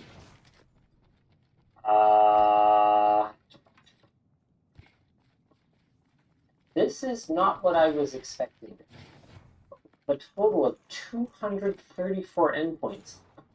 Tanner? Yeah. That's not what we were expecting to happen, is it? Not at all. I found so much as a data sheet for a USB root hub that can handle more than 128. It's supposed to fail at 127. Well, 128. It did not. Apparently the AMD chipset is just very powerful when it comes to the amount of USB it can handle. More devices! Tanner, what is it supposed to do? It's supposed to tell you that it's out of resources. Let's see. And were you ever actually able to create that condition? Tons of times. Cool. It became something I could do in less than 5 minutes on both my laptop and the system I was testing on. I see. Those are both Intel-based systems, and for some reason AMD just decided to go ham on the amount of USB they can handle, starting with AM4. But back then it was still limited to 128, and I expected it to be at least somewhere near 128. Still, but no. What are we at right now? 304.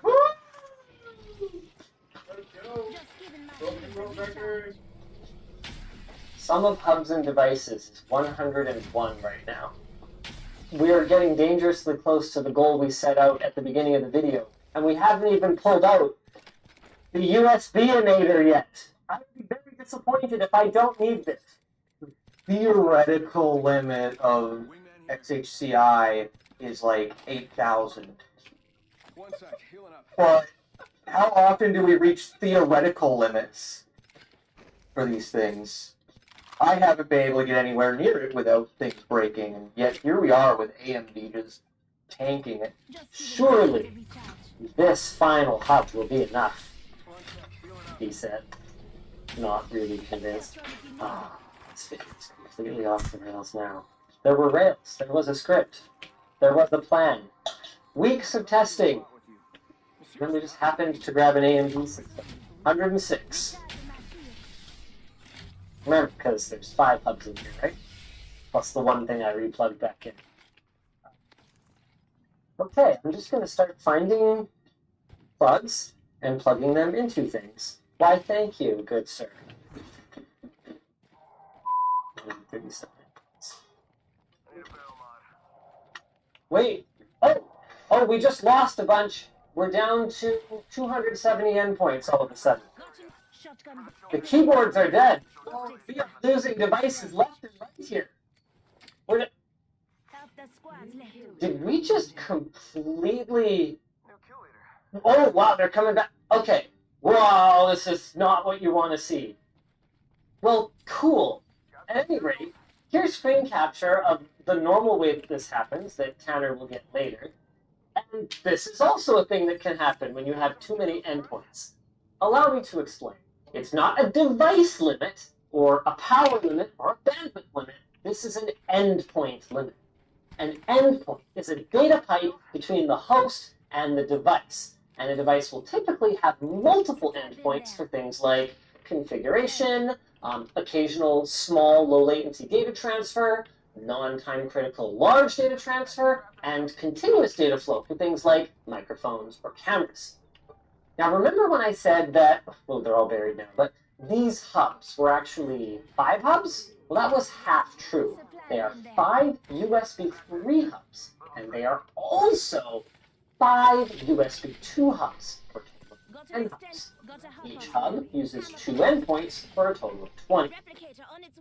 Technically, XHCI, Extended Host Control Protocol, supports up to 31 endpoints per device, which, assuming a reasonable 127 device limit, testing, is nearly 4,000 endpoints. That's enough endpoints to fill up a tech set from LTDstore.com. But you're not going to be able to actually hit that limit with modern hardware, because controllers almost always have a limit of 64 to 128 endpoints, typically settling on around 96.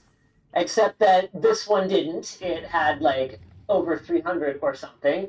But that doesn't matter, because we are still going to get to our goal of plugging in 128 devices with the USB-inator. it should There's someone actually over there? behave less like here. Maybe? Don't make promises you can't keep. The one with all the USB drives in it is flippin' hot. Like, unhappy. Wow. Ow. You know, it kind of is a good representation of the difference in philosophy between Intel and AMD. Intel has a tendency to just say, this is what we know we can support reasonably well, and just, no, you actually may not have any more than that. Whereas AMD tends to be kind of more YOLO, like, I don't know. See what happens. We're not going to put a limit on it. What you are looking at here is an ASUS mining motherboard, not because we're doing Bitcoin mining or anything like that, but because we want a whole bunch of PCIe by 1 slots plugged into a whole bunch of these little mining daughter boards that, instead of being loaded up with graphics cards, are loaded up with USB controller cards. In total, I believe we have 30 total USB controllers, meaning that we are going to be nowhere near any kind of endpoint limit shenanigans to get to our 127 devices. From the outside, the USB-inator is very similar to what we were just doing. We've got these Sabrit 16-port hubs, and we're going to plug them into ports in the back of our computer. But it's these ports that make this system different. StarTech sent over 2 different kinds of USB controller cards. These ones with 7 plugs, and these ones with 4. And believe it or not, the ones with 4 plugs are actually better than the ones with 7. And that's because, and if you've been paying close attention, you'll know why this matters. 4 of these ports, namely the top ones, are running off of an integrated hub, meaning that it would be much easier to hit an endpoint limit using these. For example, if you had a couple more multi-port hubs and then one of these multi-display adapter things, it would work in any of these bottom 3, which are directly connected to the controller, but would cease to work if it was connected to one of the top 4. That is not true of our 4-port cards. Each of these is running off of its own controller, meaning that the theoretical maximum number of endpoints going into just one of these cards would be 508 or something like that, assuming each of these can do 127 endpoints. What that means is that, if all goes according to plan, it should be basically impossible for us to reach an endpoint limit on this system. I say we power the thing on. Alright. The first thing we need to do is verify which of these cards currently feels like working. It's not the card's fault, it's the risers. Right. Mining stuff. Definitely reliable. Oh, so reliable. This one has no lights. Yep. This one has no lights. That's okay. I can work with that. I regret taking the approach we did last time. What? How many total drives did you say that you could handle? As many as there are letters in the alphabet, but really the problem is when a whole bunch of them connect at the same time, then Windows tries to give the drive letter to multiple drives at once. It is time to painstakingly plug in 127 USB devices. How are we doing here? How are we doing for endpoints, boys? We're at 56 total peripherals. Endpoints are going to be just based on the controller itself, so we've got multiple controllers. But yeah, we're at 56 and 122 standard hubs. Not bad. Let's do more. We are up to 86 peripheral devices. The question is, are they still functioning at all? Let's do my caps lock test. So you should be able to kind of see them going nuts. Okay, what about the Windows keys? Wow. Okay, with all these controllers, it's actually still kind of working. Can I click on something? Yes. Very nice. More drives. I'm getting kind of nervous about the lean going on here. Like that is some teaser level almost, and there is a single strip of tape holding these on. It's good tape, but that's 16 ports worth of stress. We're at 100 devices right now. 100 devices, let's go! I have to say, my side, much more organized. I did take the only rack, though. Yeah. We have a mouse infestation. 4. Are any of these not lit up? Oh, that's that heated. Here we go. Oh, crap. Something is depressed. Uh-oh. I'm sorry. No, not that kind of depressed. Oh, are some of the ports not powered? Oh, some are not powered on this one. Okay, no, they're Oh, God. definitely all powered. Oh, okay, what are we up to now, Colin? 112! Oh, we're so close. 113, come on. That didn't count. That also didn't count. Oh, we're down. We're down to 110. What about this one? Oh, no. Oh, no. Oh, I just saw a keyboard lose power. I wonder if this is more of a driver level limit, just trying to manage all of these flipping devices. What does our CPU usage look like? Look at that cursor. Go, bro. We're gonna get this. Now just hold on a gosh darn second here. Why are you going without me again? You trying to get all these kids without me? Not exactly a super powerful CPU. It's only a quad core, but we were pulling 60% when I opened this. Sitting at 30-40% now, just doing nothing. While I'm disappointed that we couldn't get to 127 concurrent devices, we learned a lot along the way. And in fact, I've had multiple times in the past when I've run into issues that would have been caused by these kinds of topology limitations that just I didn't understand in the past, and now I will. So the main things to take away here are that if you're using a hub, you're going to want to connect that directly to the root controller, and if you're using an unpowered hub, hey, it might be running out of spec, so make sure you're only plugging in low-power devices or get yourself a powered hub. We're down to 99. Guys, I think she can't take it anymore. What's an L-star? Just like I can't take it anymore not telling you about our sponsor. SolidWorks! Listen up, makers, hobbyists, and tinkerers. There's now an affordable way to use SolidWorks and so much more. For 20% off the usual $99 a year or $9.99 a month, you'll get all the digital tools you need to create anything you can imagine with 3D Experience SolidWorks for makers. It's perfect for working on your hobbies, personal projects, or even that thing you've been building in the shack out back that you won't let your family see, but we know. You can use both locally installed and browser-based tools for designing, fabricating, and rendering, all connected to the cloud, and get help when you need it from their dedicated online support. You'll also have access to an active online design community full of fellow makers where you can connect, get tips, become inspired, and share your own work. Please note, 3D Experience SolidWorks for makers is not for commercial use and limited to a maximum of $2,000 USD profit per year. They gotta be way over there or your something then. without I don't see compromise them, but and I'm... within your means. Click the links below to get started with a special 20% discount.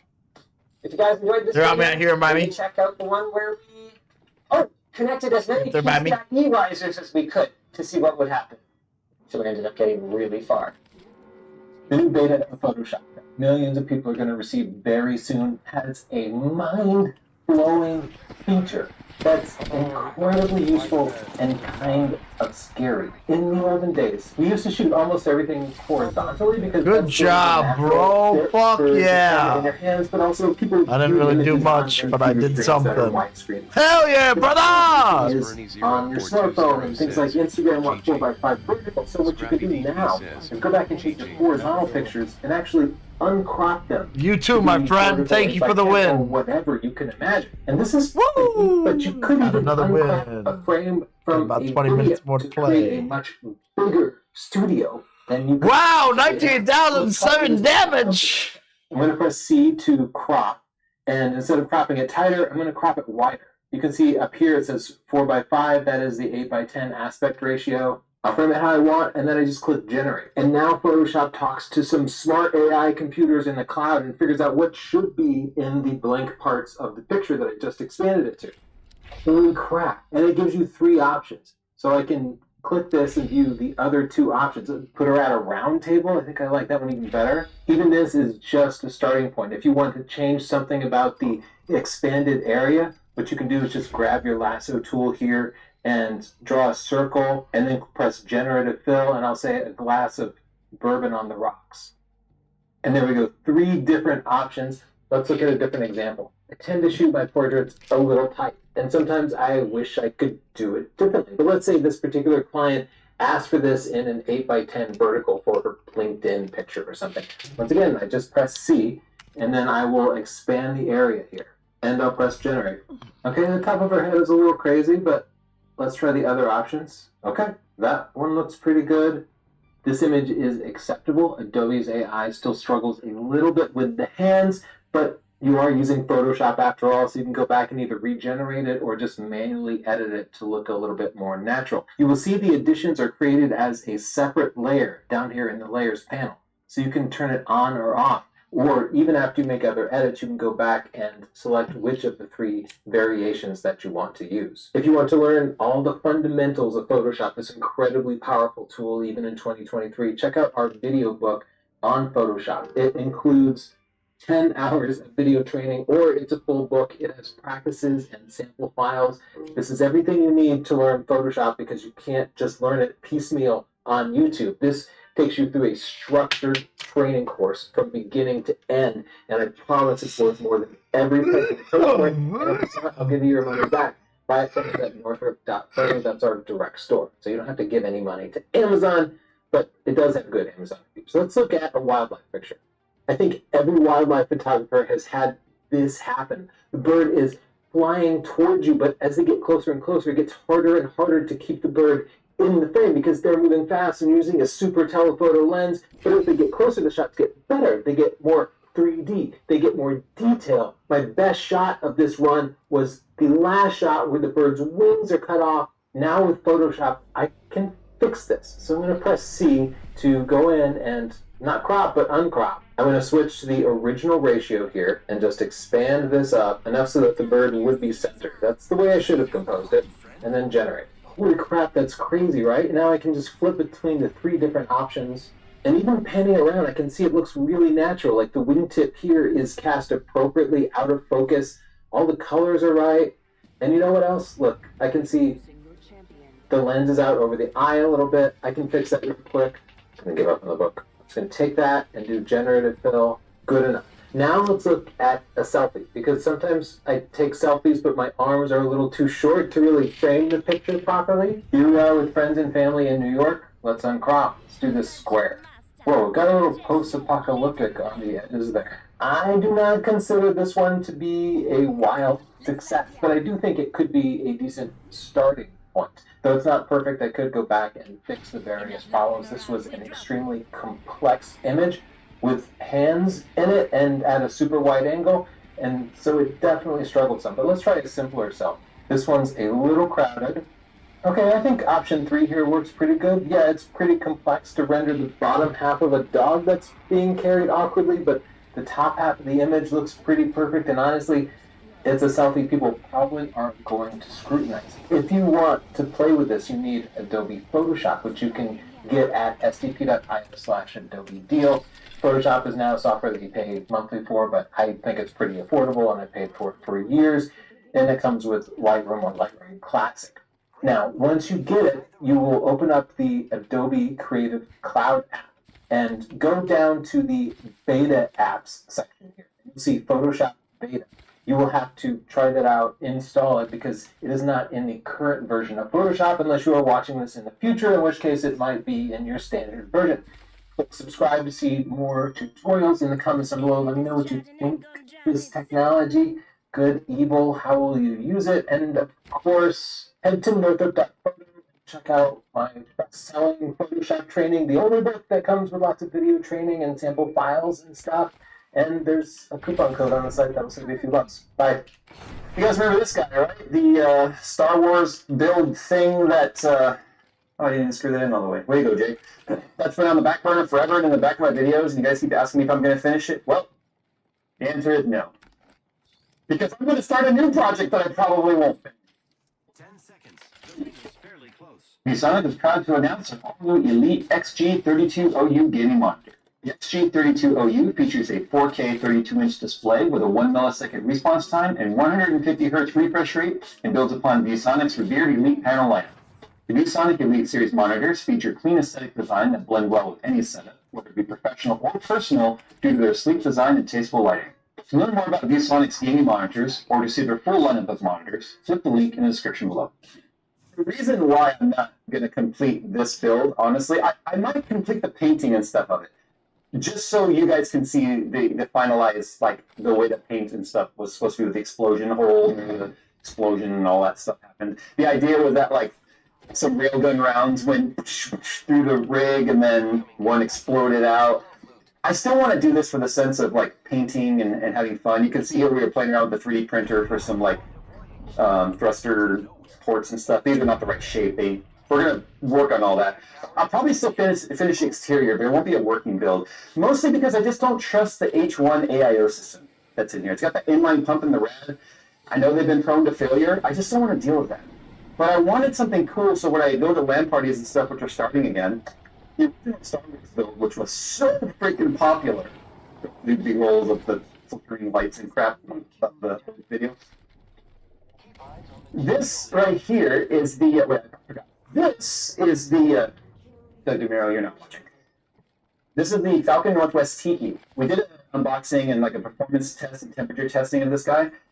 This is the 7800X3D, so AM5, AMD CPU. And it's got the ProArt 4080 in here. I kind of wish it wasn't the ProArt, only because of how expensive it is, but no other 4080 would fit in here, because remember, the ProArt's the small, like, reasonably sized one. So the other problem is the hardware that's in here is fairly out of date. By out of date, I mean it's AM4, 5000 series CPU, and like a 3080 or whatever. There's no GPU in here at the moment, but it's old news.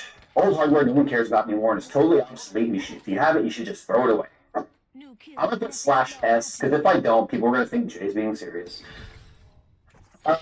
This is clearly a step up in terms of performance, but I just like the overall aesthetic. I still am going to, I know you're watching, I'm going to be bashing some holes in this, and I'm going to be blaster damaging it and railgun explosions. You see here, but this will be fun because the flat surfaces are going to allow me more area to do like greebles or greeblies, whatever you want to call them. And I can still have fun with the mouse. Like these guys right here, let me just take one off real quick so you guys can see. Oops. This will give me some fun flat surface areas to play with. But the cool thing is, even though this particular system, when I open it up, and today we're going to be tearing it down, prepping the paint, and getting the base paint on there of like the, and probably doing the damage, bashing the holes. A little energetic today, and I kind of feel like just breaking some shit. It's one of those days you want to break some stuff.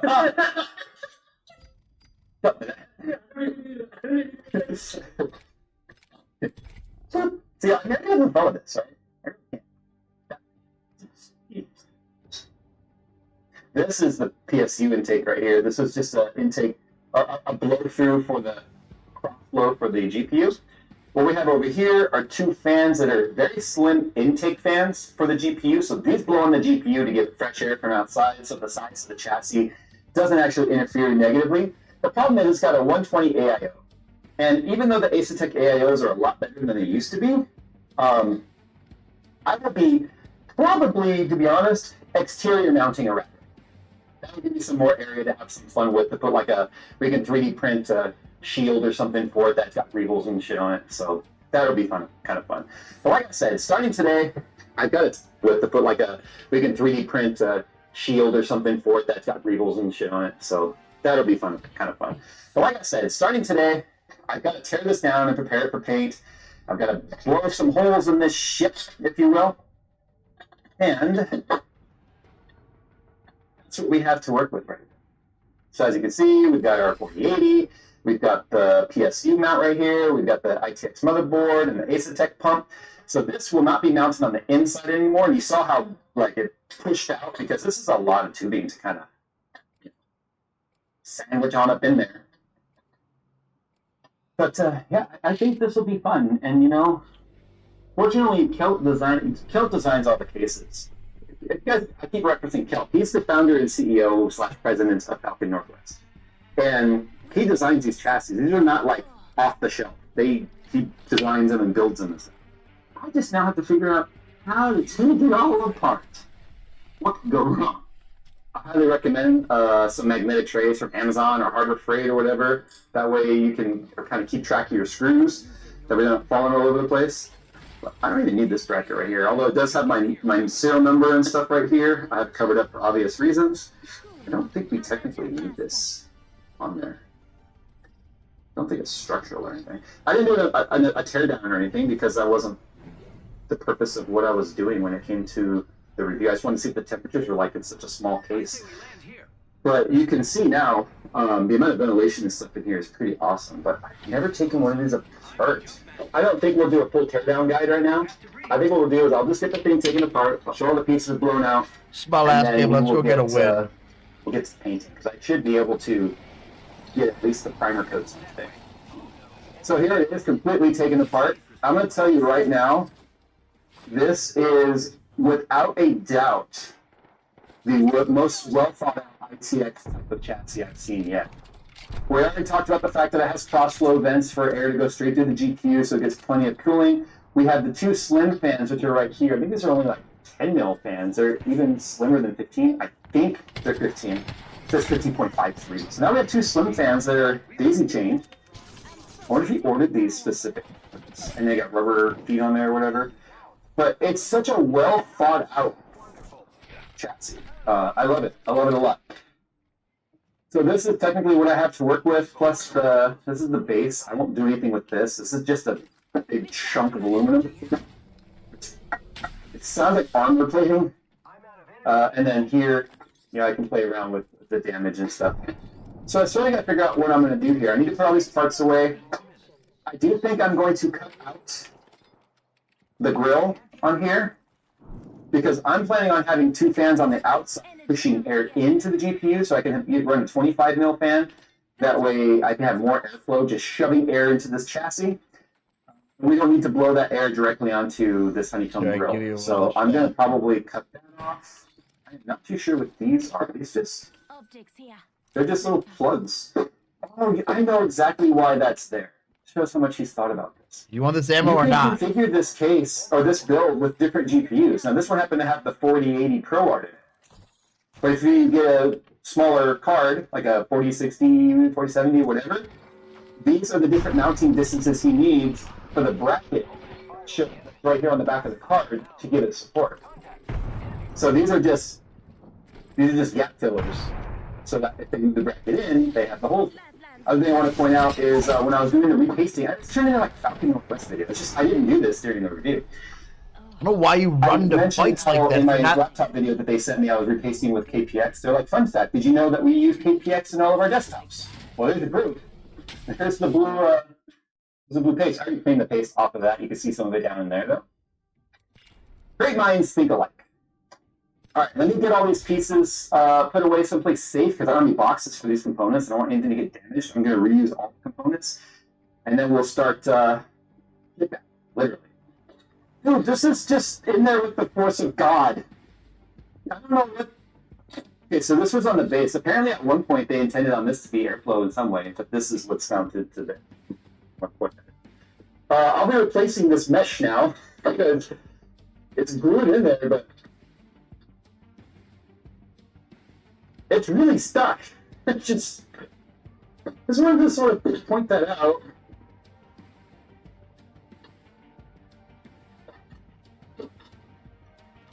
I'm gonna tell you how cool Falcon's been, though. They're like, you break it. Not this, but the laptop. If you break it, this is not. Look, they mounted it before they painted it. So that's probably, I can't think, I don't see any glue in there here. I bet you it was just adhesive with the paint. That's probably all that was holding it on there. Don't know the truth. Now it's like recon armor. Okay, I think what we decided here is this is where the exhaust out. I think I'm going to utilize and maybe a little bit and rip this open, because then what you'll see is the heatsink on the backside of the GPU, and then I can custom paint the back plate of the GPU to match our JNN Jasonante theme, so that when you have this exposed area, you can see inside the GPU and all the wires and stuff coming out. Obviously, the GPU itself isn't going to be damaged, hopefully. So you're like, because on this guy, where it really came in handy was the fact that what you see in there, you just see a bunch of stuff, tubing and whatnot. This will just have the GPU right there, which may not be quite as believable, but this has more internal volume than this does. But the cool thing is we can really, like, greeble. I don't know what the correct word is. Phil said greebly, I say greeble. It's probably whatever happens than this does. But the cool thing is we can really, like, greeble. I don't know what the correct word is. Phil said greebly, I say greeble. It's probably whatever happens. This greebly is so universally used, it is called the universal greebly. So let's start with this panel right here. I really like doing battle damage. You guys know this. Remember the Destiny 2 build? You know, I love battle damage stuff. The Star Wars build, start here, and I know I'm going to have to cut some of that off. I'm going to take my watch off, because doing this is exactly how I've destroyed the face of my watch in the past, with all the Dremeling stuff. And I have doing stuff now, for the most part. Not a real one!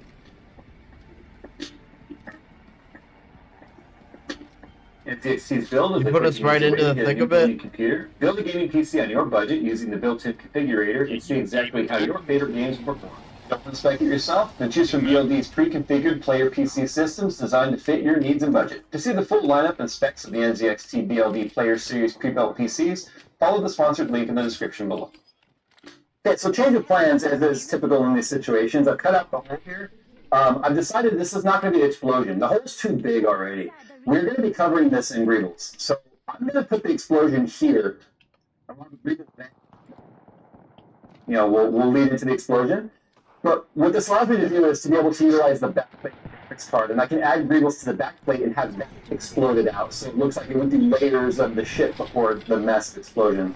So that's the plan for that. I don't think I'm going to cut out here.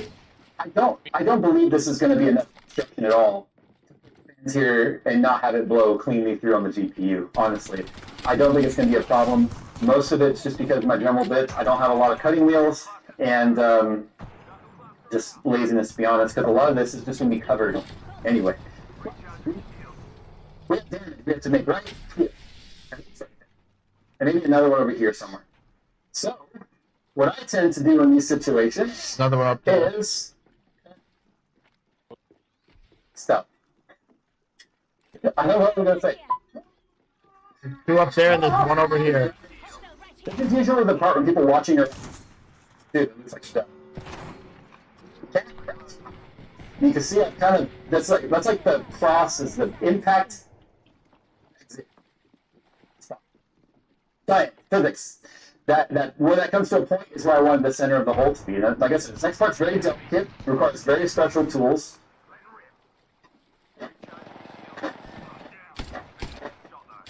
The thing is, I have to chop it up. Like, it needs to look like it really just ripped out of it. The steel is actually thicker than other cases, so it's been a kind of a bitch to break. So I've been actually using heat to heat up the metal, and then bending it. The idea, too, is this would have been really hot.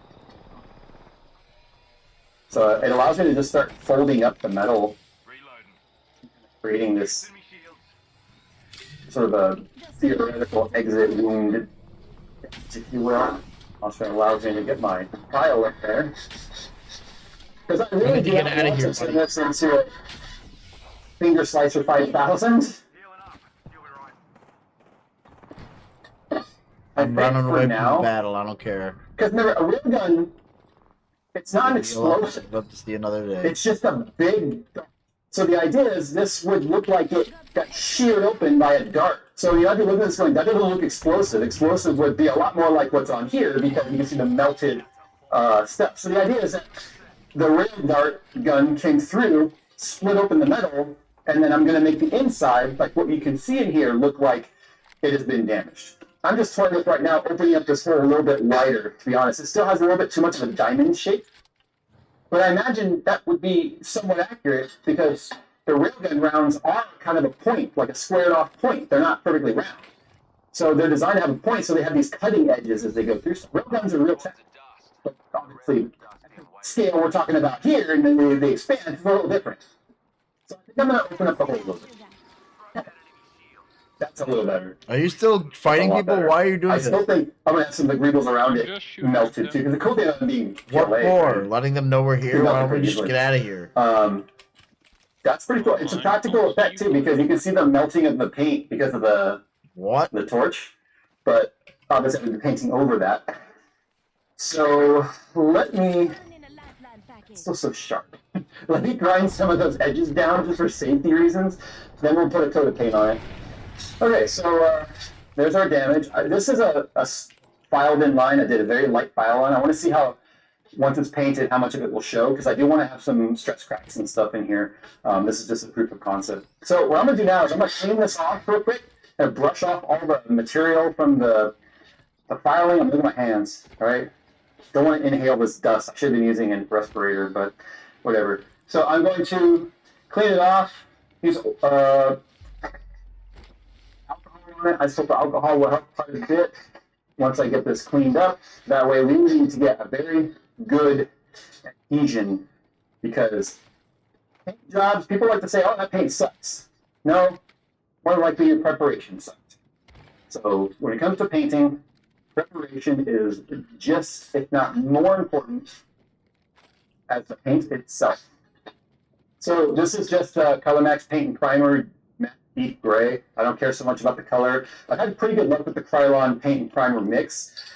This has been fully cleaned up, surface cleaned, alcohol wiped, the whole deal. So, and it's very textured, so we should have pretty good adhesion.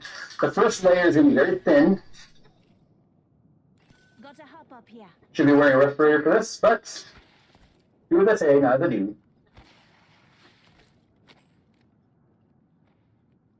That's literally all we're going to do for the first coat. We'll be back in a minute. All right, so this is just the primer paint base coat, kind of going like a battleship gray kind of a color. It's dry to the touch, but it's not cured yet. It'll have to cure overnight. But if we just go ahead and set it on here now.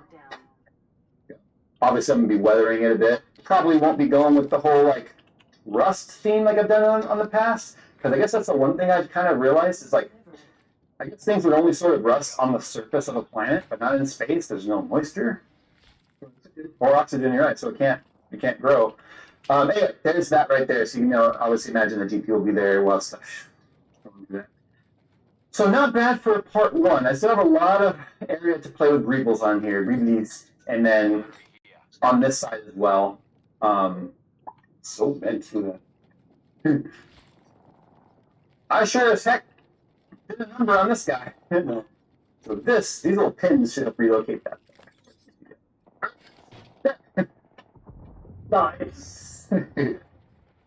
It's kind of cool two-tone. But anyway, no, it doesn't look like much. Okay, it's the first part of 17 parts in a year worth of build. Guys, I swear to God, I'm trying not to take a year to do this. I want to get this done quick.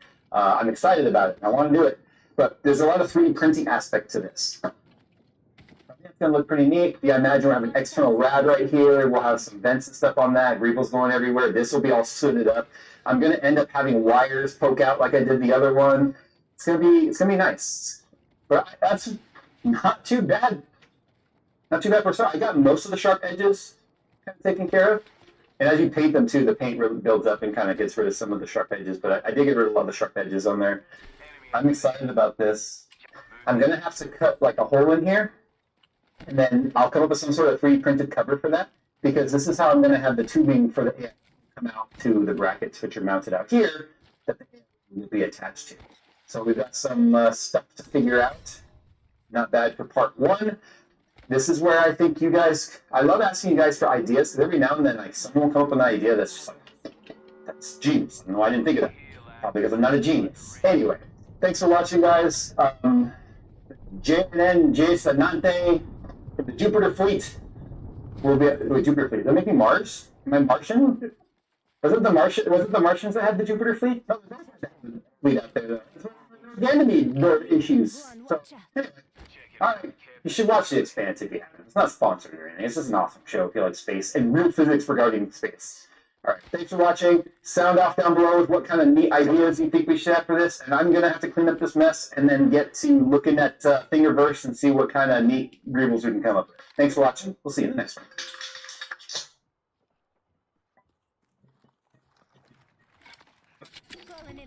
and package. Rumble over there. Lucky me.